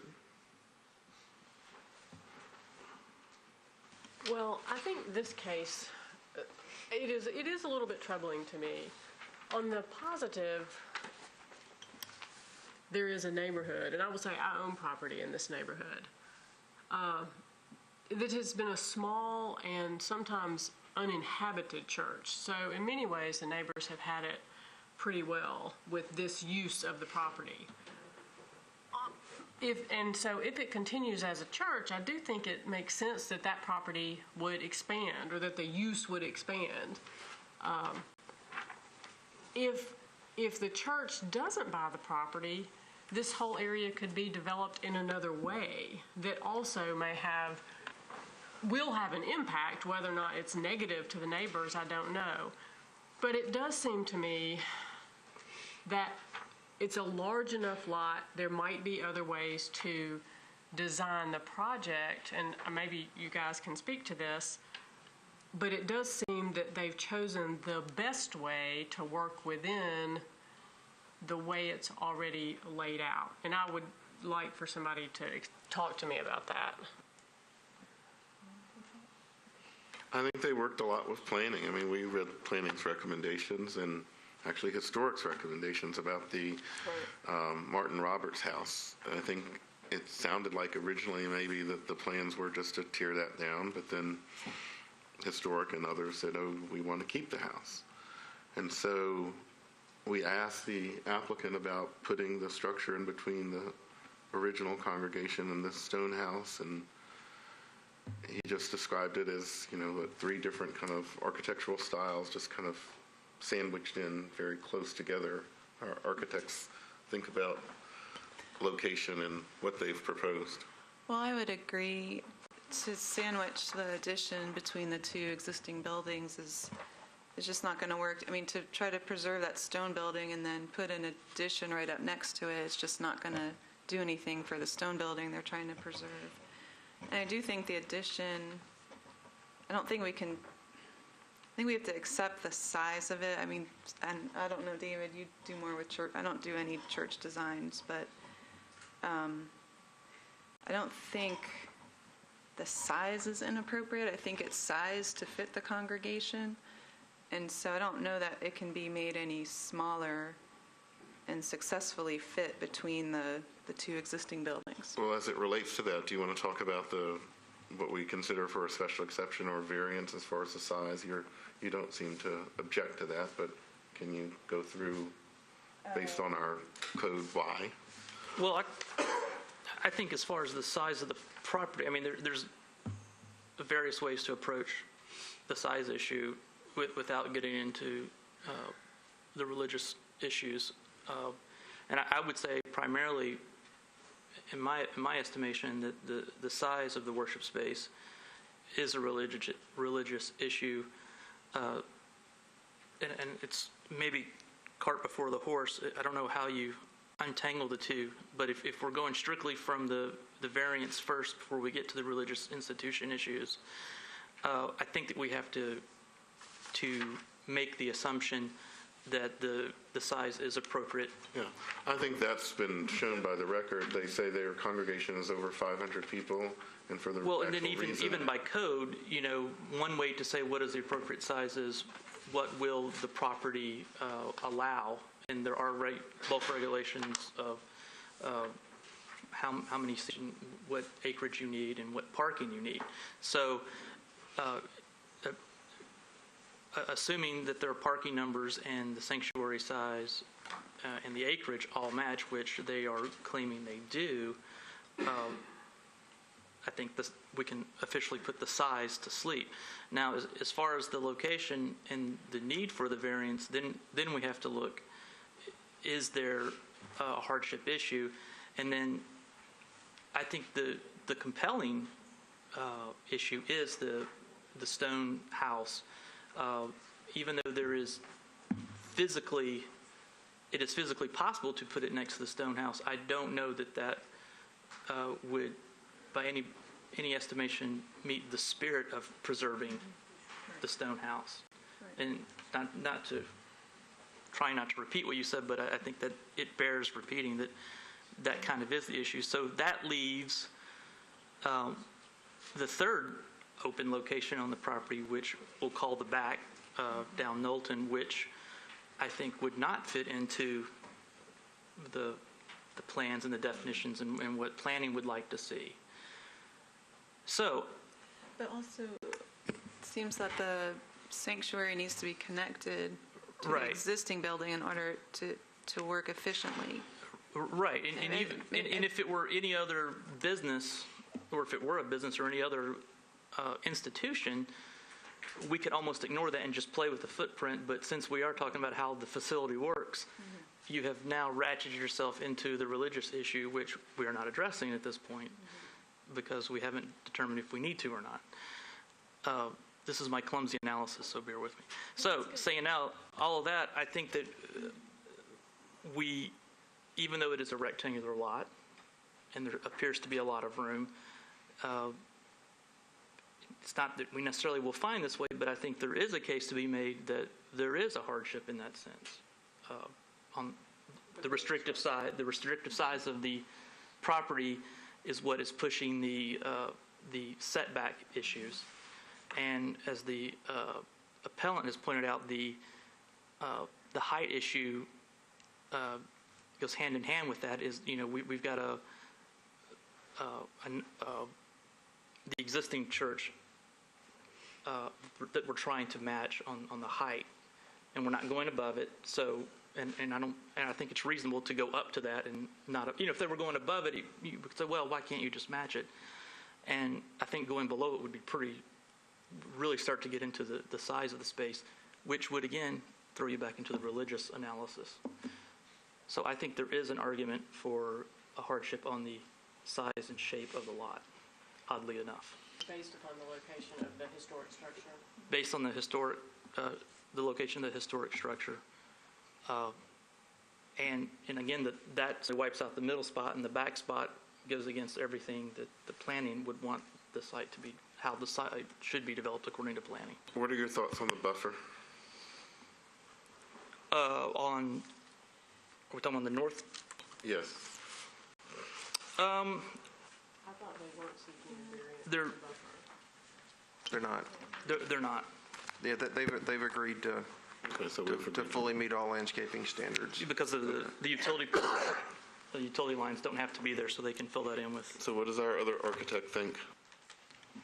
I concur with everything you said, and I want to say that I've been in this city all my life so far, and I applaud, I applaud saving that existing facility. Unfortunately, we see people go in and buy something, tear it down. Goodbye history. There's going to be a history to this city for a long time. I salute supporting it, and I salute the group's efforts to carry on with this thing right here. So I can support the whole endeavor. I do. Yeah, and the cases that are least attractive to me in terms of having to sit and decide are the ones where you do have, the planning department, other governmental agencies saying that this is appropriate, and you have neighbors that don't.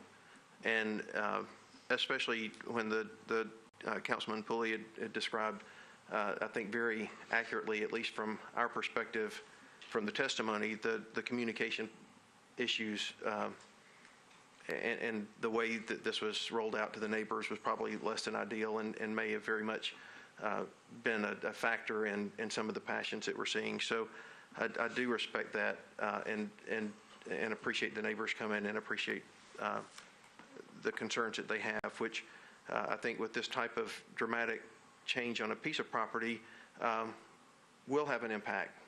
And that said, I keep thinking, well, how do I make, and again, I try to sit and think, well, how do I make both cases, to really know, and I really struggle with, I think that they've met all of the Planning Commission's recommendations and the safety issues. I certainly appreciate, and I know that they have a whole lot more hurdles to jump through in terms of traffic and parking and that type of thing. But I'm really trying to, other than the massing and aesthetic case, which, the aesthetic part is mildly in our purview in a special exception venue, situation, but not really. I think that it's just planning is fully correct. What about the location? I think that the architects probably have a greater sense on that. I think that there is, given, hardships are in some cases in the eye of the beholder, and I understand that, that there has been a case made that there's not a hardship. I think that the Metro Historic Commission and the Planning Department both have said that the historic home is something that's worth preserving, and is, in that sense, especially given the way our city is tearing down things. I would like to. I think that a historic structure is as much of a hardship as a mature tree, and we have used mature trees as hardships in order to grant certain variances. And so I think that a historic structure in appropriate situations could be a legitimate hardship. I agree. I know I'm in the presence of three great architects here, but if I were ranking architects before 1960 in Nashville, Martin Roberts, who, as noted in the Historical Commission letter, designed the current governor's mansion, did the renovation of the Parthenon, did the original airport. He's in our top five, along with Hugh Thompson, who designed the Ryman, Edwin Keeble, that designed the Life and Casualty Building and Memorial Gym. So I think the house he lived in this unique house, does deserve protection. And it's good that, historic, and I guess in planning, kind of feel that, this can be done with keeping this stone house. Well, and I drove the street. I drive the street a lot. I drove the street after I read the case just to get a sense for it, and absolutely had concerns and understood the neighbors' concerns. And again, when I read a 20-foot variance, I think 20 feet from the street, and then I let the folks tell me a little more.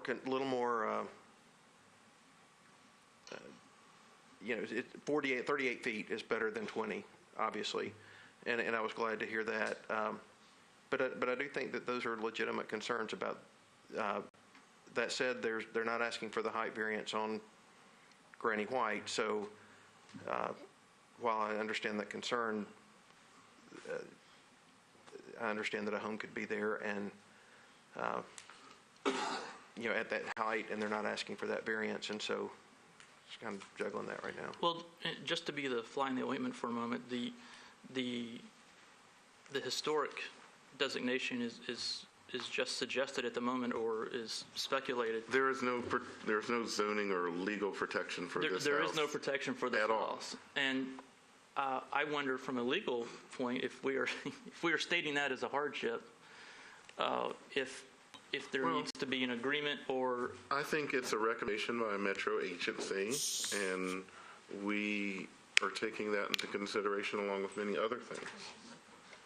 I don't think that's the reason that we're stating, but, and even if it wasn't a historic house, and let's say the applicant just wanted to save that house for whatever reason. No, I'm looking at it again from a cynical point of view. That's sort of my hobby, being a cynic. But let's say if it's not a historic house, the applicant says, no, I don't want to put this new structure in between these two. I'm not arguing that it's not historic or it's not worth preserving. I'm saying, okay, so we give them everything they want today, and tomorrow they go get a demolition permit and tear it down. Well, put it as a condition? Right. I don't know that we can put a condition, or if we want to put a condition. I'm just saying. Special exception. Can we do Let's that? ask our lawyer. I don't think the church wants to tear it down. Related to keeping this old house. Let me, give me 1 second.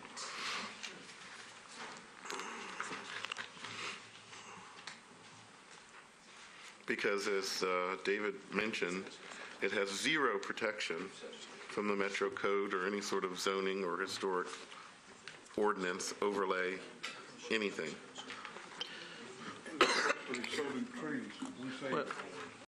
We save, in past regulations sometimes, based on saving trees from being cut down. Sure. You cut the tree down or plant another tree.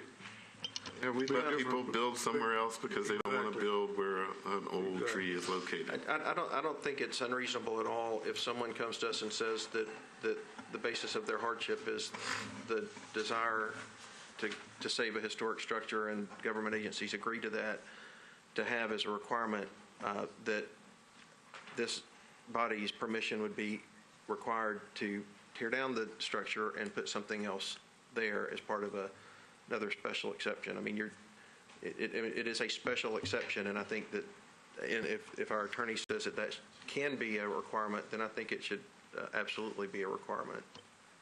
Well, the special exception section of the code specifically says that notwithstanding finding that it meets the special exception requirements, that you can do additional things such as restricting the hours of operation, establishing permit expiration dates, require extraordinary setbacks, and impose other reasonable conditions necessary to protect the public health, safety, and welfare. So I do think you have the authority to impose some additional restrictions. Additionally, if the board is approving the application based upon the site plan that's presented, if the applicant then wants to change that site plan or change the application, they would have to come back before the board because you made you approved it based on what they presented to you. So to get to your question, I don't think they can just go out and pull a demo permit tomorrow because y'all approved this based on the site plan that would leave it standing based on the recommendation of Planning and Historic. Okay. Anyone have a motion? Are we working on both cases at the moment? Or Well, I wouldn't even know how to do Let the me motion, ask so- John Michael again. Mr. Chairman, I would say that you are in fact reviewing both cases based upon the presentations, both for the proponents and opponents of the case. I would strongly recommend an individual motion on the special exception, as that is a more fundamental land use question, and then motion with regard to the variances thereafter. I have recommended in the past a separate vote for the separately enumerated case, in this case, the height variance 169. So We can you may take wind two up wanting votes. to take one on each of those individual pieces. So let's look at case 43 first, and then we will entertain a motion on 43, and then entertain a motion on case 69. So would that motion say that we find that case 43 does not violate 17-16-170E or 17-12-30B? And They're asking for a special exception, so if you, but we'd have to put in the do we have to put in the building, or are we just saying based on the? I think based on the discussion we just had, our lawyer says if that's the will of this board, they can make that as far as a site plan requirement, that the building be located a certain place and that this stone house be preserved. So I'll take a stab at it. I move that we grant the special exemption and based on the site plan as presented to this board today, including preserving the existence of the existing stone building, and I think that I'll stop there. What about the sidewalks and planning? And including the recommendations of planning enumerated in their memo. I think there are 3 that they recommended, 3 or 4. But including sidewalks on 4. Granny White and Knowlton? Yes, providing sidewalks along Granny White, provide sidewalks along Knowlton, provide minimum 5-foot wide sidewalk connection from the proposed additions to the sidewalks along Granny White, and the parking lot shall meet all landscape standards of the zoning code. Okay. Were those just the only 4? From planning it was. Did you add crossing guards? Yes. Could I Yes, amend that the crossing guards must be present when? Now, you say guards plural, or you say? Well, that appropriate crossing guards, meaning one or more, depending upon their determination, but must be present when an event is held where the parking lot is expected to exceed its capacity. I'll accept that. And then did you protect the stone house? Yes. Yes. Could I make one addition, or? Please. I think we were gonna, maybe we could allow them the flexibility on the sidewalk on Knowlton as long as it's provided, it could be provided on Granny White somewhere else. There was discussion about flexibility on where the sidewalks, the Knowlton sidewalk. Do we need to do that? I know. No, I would just go with what planning said. Yeah, let's just go with the planning recommendations. Yeah. Okay. Okay, so we have a motion. I'll second it, and I want to add that based on compliance with the councilman's thoughts on the sidewalk. Okay. His thoughts, what do you mean? Suggestions. He was talking about supporting the sidewalk and moving Well, we the just sidewalk. kind of said that, but I'm not sure. I just don't want it to come back here. That's not very objective right now, so I would recommend that we go along with what planning said, and Okay. he can go along with. So we have a motion. Is it okay if you? Second, yes. Okay, discussion. Mr. Chairman, if we may, just to be clear, the motion before the board is a motion to approve specifically the special exception based on the site plan with preservation of the stone building as a condition, with following all of the planning department's recommendations as shown in their report as a condition, and with the utilization of traffic officers from the police department as a condition. That's the motion before the board. That is correct. The stone house, he said. Okay, any more discussion? Seeing none. All those in favor of the motion signify by saying aye. Aye. Opposed? Passes unanimously. Next, there's one more case. 69. Case 69 is specific to the height variance. Do we have a motion for 69? This is a variance for the height. What are the standards here are still the hardship, and as we discussed in our discussions, we did talk about we did the whole analysis of where the massing could be. So I think that the neighboring building. Right. That I move that we approve the height variance requested, and we find that the hardship is the restrictions of the shape and layout of the existing site and the stone building. Okay, motion's been made. Is there a second? Motion's been made, properly seconded. Any more discussion? Seeing none. All those in favor signify by saying aye. Aye. Opposed? Passes unanimously. I think the board would like to take a break. Mr. Chairman, if we could take up a quick administrative matter before going to the board. Sure. You previously recommended case number 27 for the consent agenda. There is no objection to that matter. Therefore, the board can take a vote and approve that as originally contemplated in just a moment. Additionally, case number 42, which was a similar but different case to case number 27, previously bumped to the heel of the docket, would probably seek a deferral at this point. May want to hear about 60 seconds from the representative for the appellant, Mr. Hargis. First things first, as he's coming forward, I would solicit a vote on number 27. I move that 27 be added back to the consent agenda. Is there a second? There's a second. Motion's been made, properly seconded. Any more discussion? Seeing none, all those in favor signify by saying aye. Aye. Opposed? 27 has been added again to the consent agenda and approved. Mr. Hargis. Yes. 60 seconds, guys. Council Lady Roberts and I spoke in the break. Again, I apologize to the applicant for pulling his case off consent. It was relevant to our client's case. Just wanted to make sure, because we did not have a chance to speak before the meeting. I'm going to... Joey? Sorry. Yes. John Michael, can you get the folks out of... Ladies and gentlemen, if we could have you retire outside of the chambers while we continue with the board's business. Thank you for your accommodation on that point. Okay, thank you. So the council lady and I spoke at the break. I've agreed to a one-meeting deferral. Hopefully that you all put us first, but I'm going to meet with the Neighborhood Association Monday night to discuss the proposal and then come back Which here. case?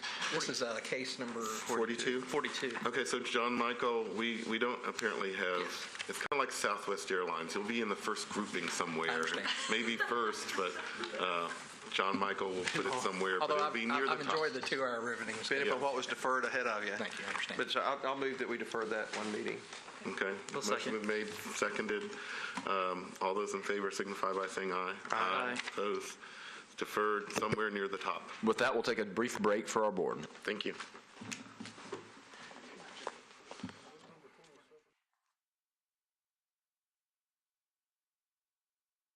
A challenge to the zoning staff's denial of a short-term rental permit based upon prior operation before obtaining the permit, and more pointedly, the fact that this non-owner occupied property is in an area that is already maxed out under the 3% cap under 6.28.030 of the Metropolitan Code of Laws.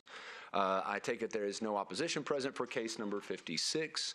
And therefore, Mr. DeVere will have the 10 minutes necessary to make his desired presentation to the board. For the board, the zoning map shown here gives you an overview of the area highlighted in pink here at the little spin-off of Ackland off of Wedgwood.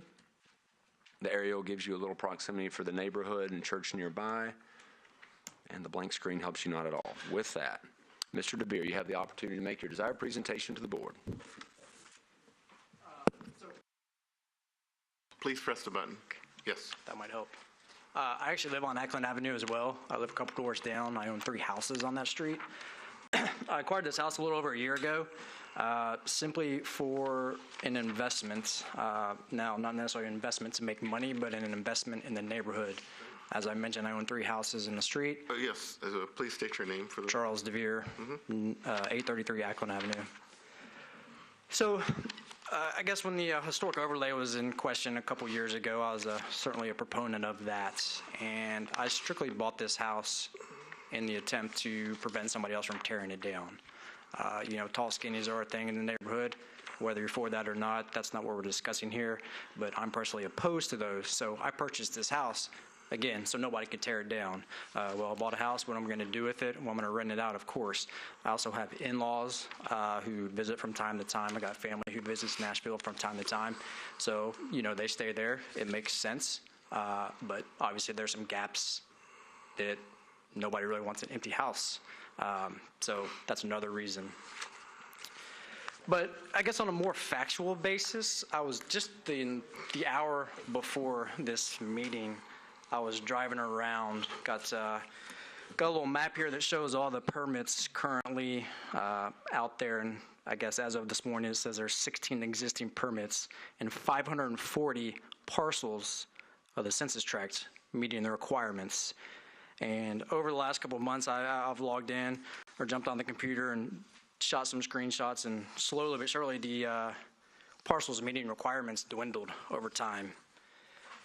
As I've said, there's 540 today. I think somewhere back in mid-December there was about 556. I actually went around and drove and looked at houses in the Gulch area, Southside Avenue, 9th Avenue South, Archer Street. And just in my 20 minutes of driving around, there were about 13 houses that don't count per Metro's website into that number. So what I'm getting at is, if it says there's 540, but just in my 10 minutes, 20 minutes, there's 13 other houses that don't count into that whole figure.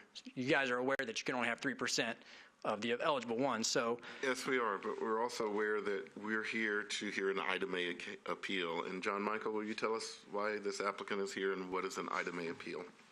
I'll take that in reverse order. Item A appeal is an opportunity for an appellant to ask the board to overturn a decision made by the zoning administrator, or as is the case with most of our permit applications, by the zoning staff that works under the direction of the zoning administrator, based upon a legal standard that the zoning staff was incorrect in their legal application or interpretation of the law. Here, the law in question has to do with either prior operation, as is usually the case with short-term rental permits, or whether or not the established number of available permits is already up to the 3% cap as established by Metro Code of Law 6.28.030 and put into application through the Mapping GIS Division of the Planning Department. I'm completely on board with what Mr. DeVere said, that there are 16 permits designated as being available in that particular census tract. As of 1 hour before this meeting, when I last checked, there were 0 available out of those 16 that are even potentially eligible, meaning none open and available at this point, such that Mr. DeVere could have come in and applied for one even today, but it was still at 0 even before I came over here. And as you know, the 3% cap is not just 3% of a council district or of a zip code, but instead of the properties that would be eligible in a specific census tract. That, too, is a series of mapping specifications that's maintained by our Mapping GIS Division of the Metro Planning Department. And we appreciate the good work they do toward that end. So, technical question of, it's 16% of, what is the definition of 16% of, 3% of what? Of all residential, or? Forgive me, I don't have the defined terms from 6.28.030 in front of me, Council may, but I'll launch in by saying this has to do with the number of 1 and 2 family developments, or lots with 1 and 2 family developments in a census tract, I believe is the language out of 6.28.030. So not apartment buildings? Residential multifamily is not included toward the cap. In fact, those are, as you already know, not subject to the cap. If you've got a 100-unit apartment building, you theoretically could come away with 100 permits. So whether right or wrong, it's 3% of what's eligible for this designation? That. So my point is that while it reflects on Metro's website 540 parcels meeting requirements, based on my math this morning, there's 13 additional, just in my short count, that aren't not included in that 540 eligible parcels. So let's just call that 553 parcels There's probably a lot more. If we're doing the John math. Michael, I want you to repeat something that you said at the top of this meeting. If someone does not get the ruling that they want from this body, what are their options? Two primary options. The first and most frequently utilized is an appeal via writ of certiorari to the Chancery Court. If you're an aggrieved party, if somebody got a permit over your objections, or if somebody got an approval over your objections, or I'm the appealing party and didn't get a variance or an item A case that I wanted, then there's the ability to go to the Chancery Court and appeal the decision of this board. As I stated at the outset of the meeting, we always encourage people to consult with their attorneys to make sure they meet the filing requirements, since they are fairly technical.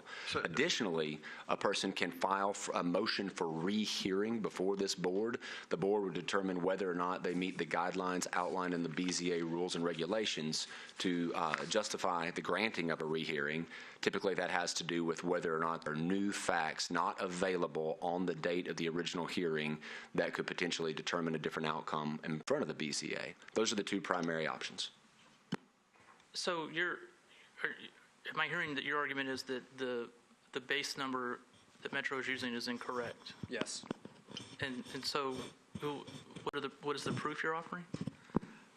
The fact that I've got a printout from this morning showing houses that aren't, according to Metro, eligible because there's a house under construction, or for whatever reason, maybe they tore it down because they're planning on building houses.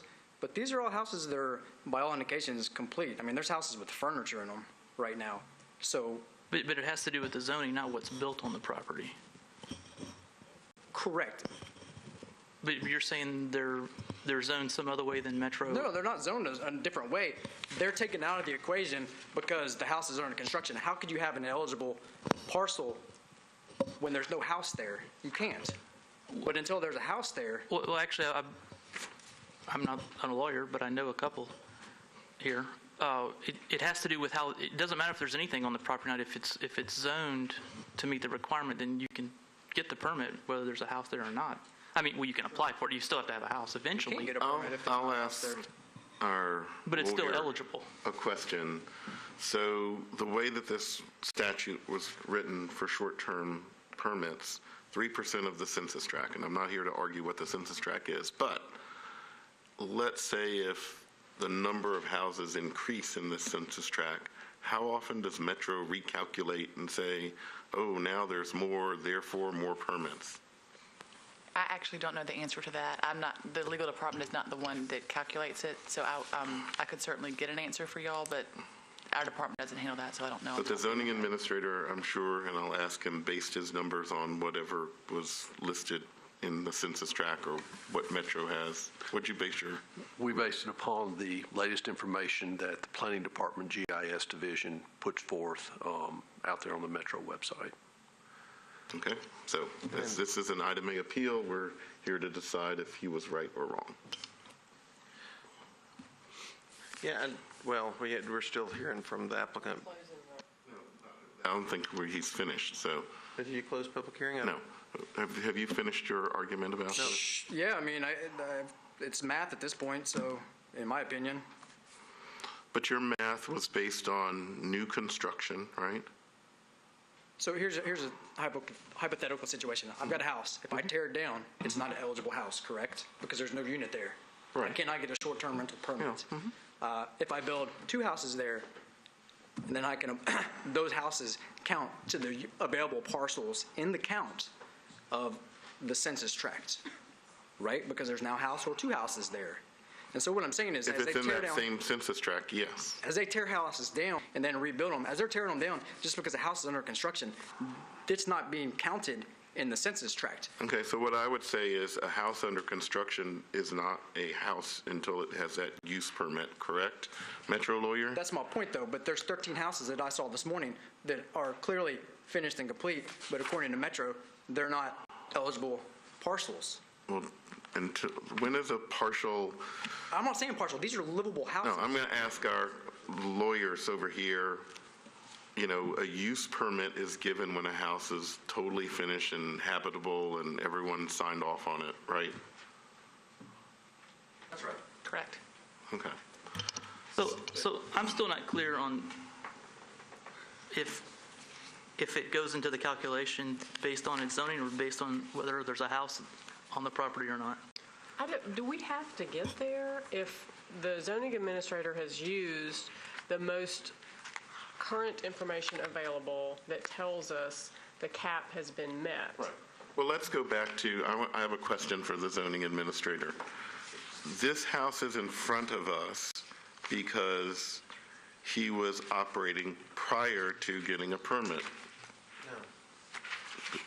Bill?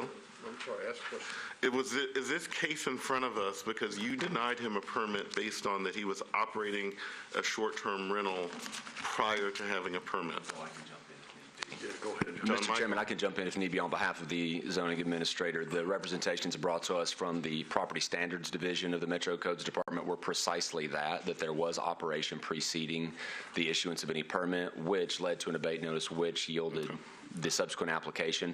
We do not have hard and fast documents of the listing, which we typically provide, so we focus the discussion more on the 3% cap here, which is, as you know, pinned to the census tract. The one other piece of information, and I think generally responsive to Ms. Chappell's inquiry as to whether it comes to the other definition, the census tract is updated from time to time, not daily. And building permits, whether demolition or new construction or use and occupancy, are issued daily. Therefore, it would be a virtual impossibility to update the census tract every day with every change in the city and every neighborhood. Much like this particular one, has lots of change underway all the time at this point in 2017. Mr. DeVere is exactly right.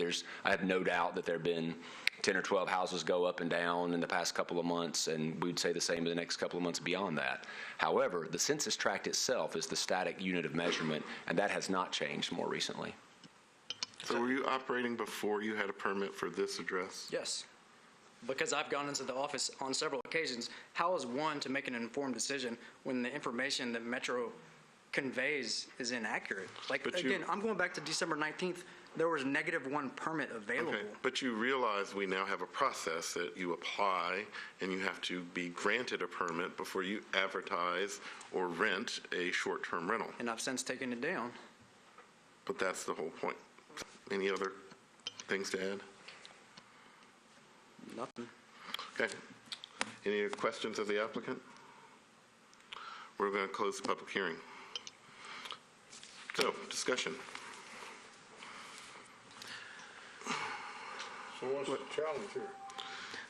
So the zoning administrator denied the permit based on prior operation. The applicant is saying, I withdrew I took down the advertisement or the rental,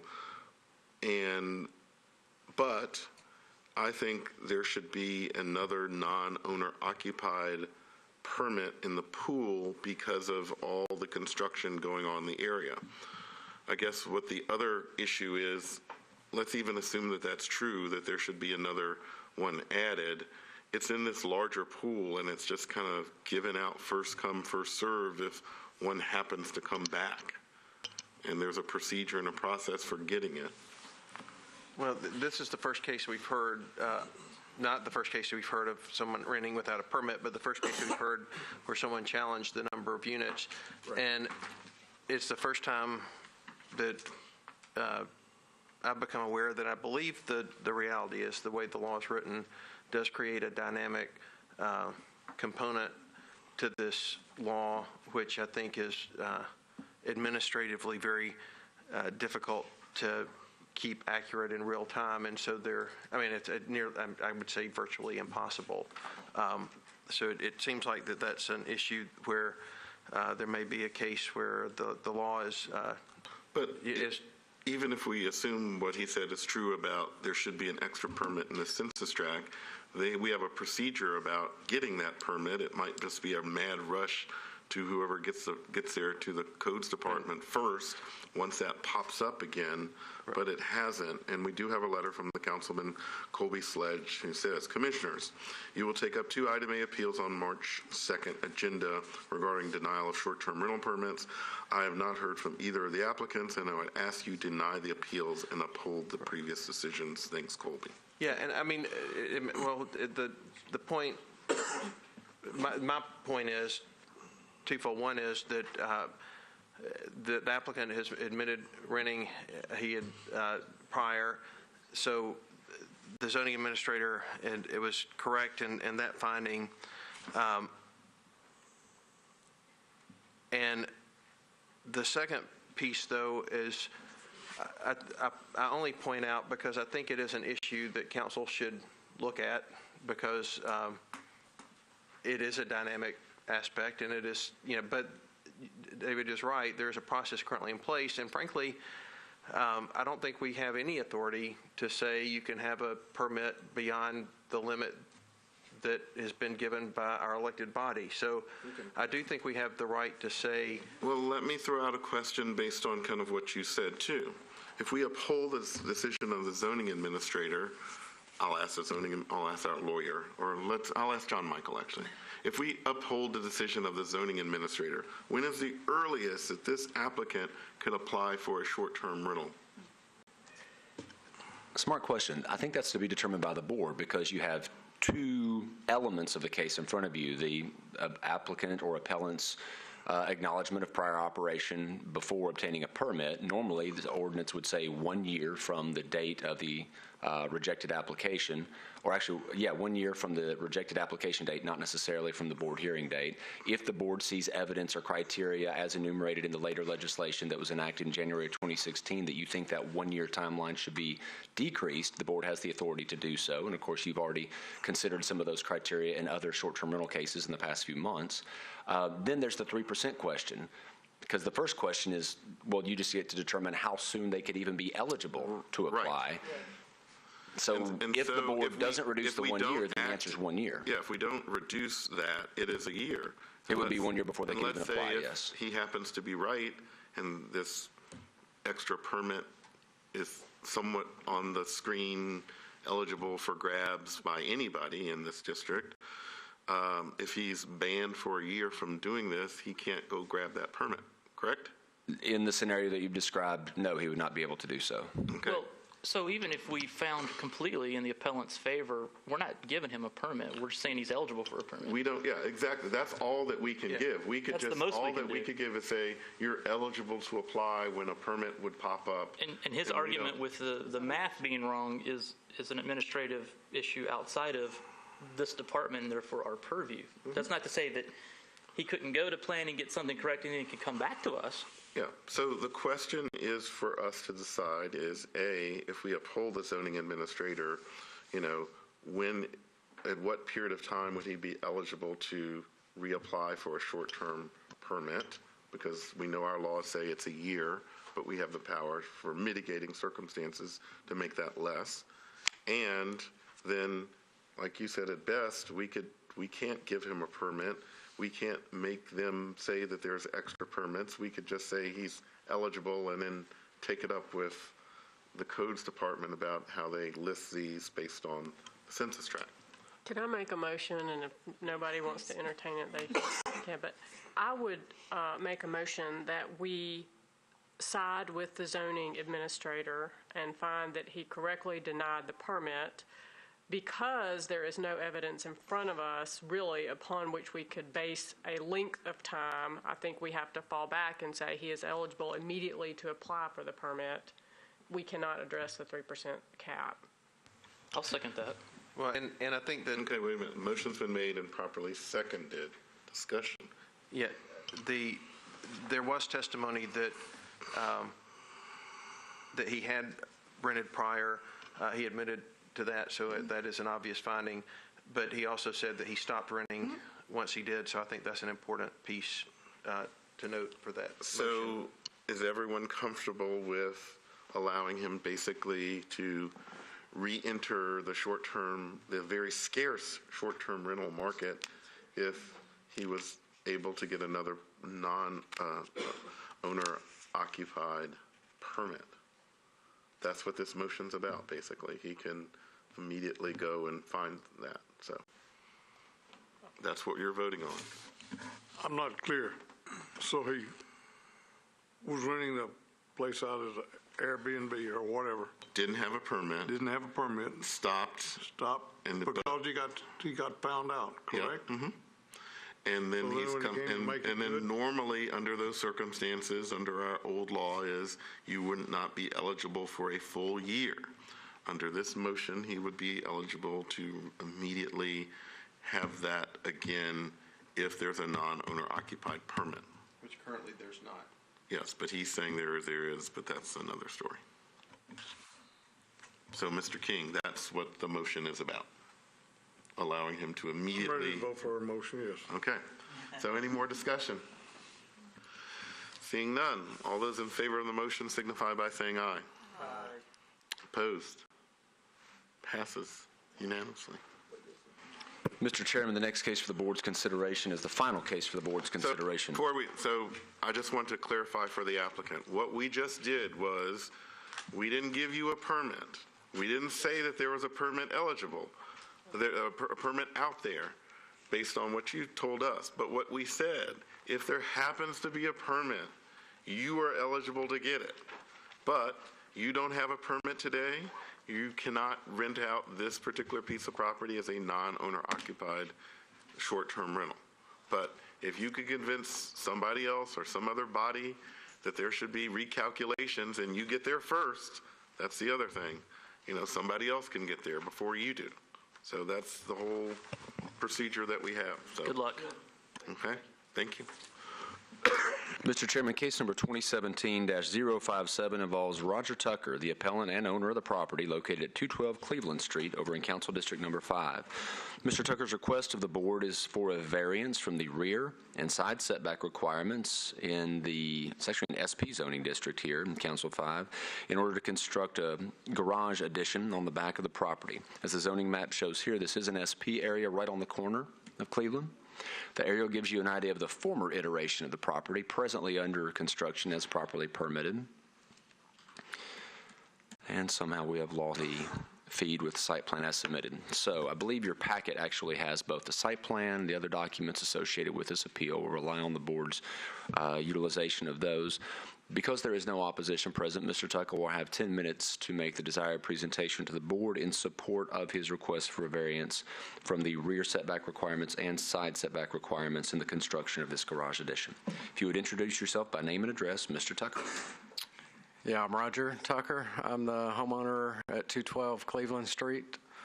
Due to the narrow size, width, and depth of the property, really, my proposal is the only way to be able to access the property with a garage.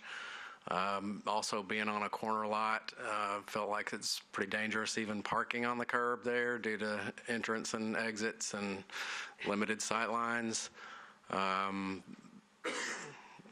The back, the home that's actually backs up to my property doesn't have a driveway or garage or anything like that, so my garage would actually not limit their sight lines or anything like that as well. The house that's there already sits, it's like 13.87 foot from the sidewalk. So my garage, obviously, even if it was set back 20 foot from the side, it would still be blocked by my own home, as far as backing out and seeing traffic and stuff like that. So have you talked to your neighbors or council person, or who you talked to? I talked to, If I may intervene, Mr. Chairman, Councilmember Scott Davis was unable to stay with us for the bloody duration of our meeting. He specifically asked that I advise the board that he is not in opposition to this request. Okay, thank you. Yeah, and I have spoke with the neighbor behind me. She was, that's actually a rental property, but she's not opposed to it. Okay. Haven't been able to reach the homeowner. Anything else to add? I don't think so. Any questions for the applicant? Thank you for being here and being through the long, bloody meeting. We'll close the public hearing. Discussion or motion? How much variance is he asking for?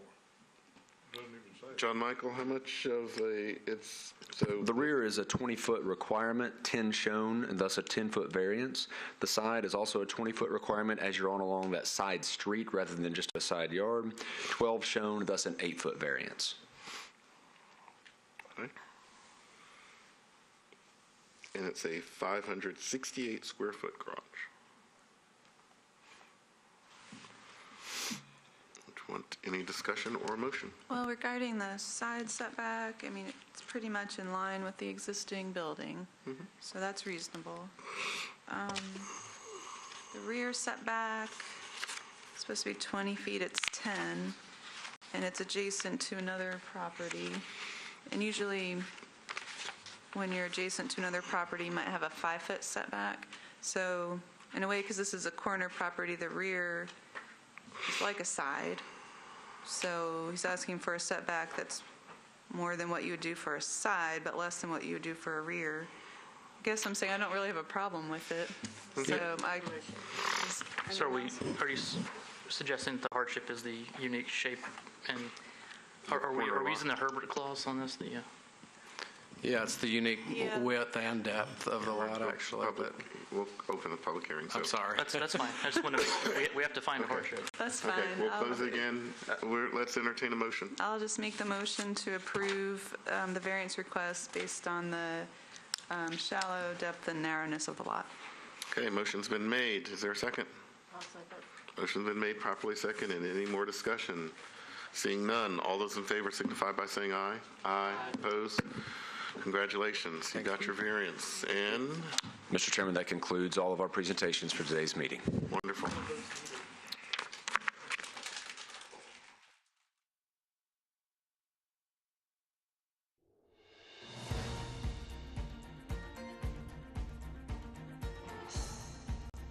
This has been a service of the Metro Nashville Network. If you would like to see this presentation again, or for more information about this and other programs, visit nashville.gov.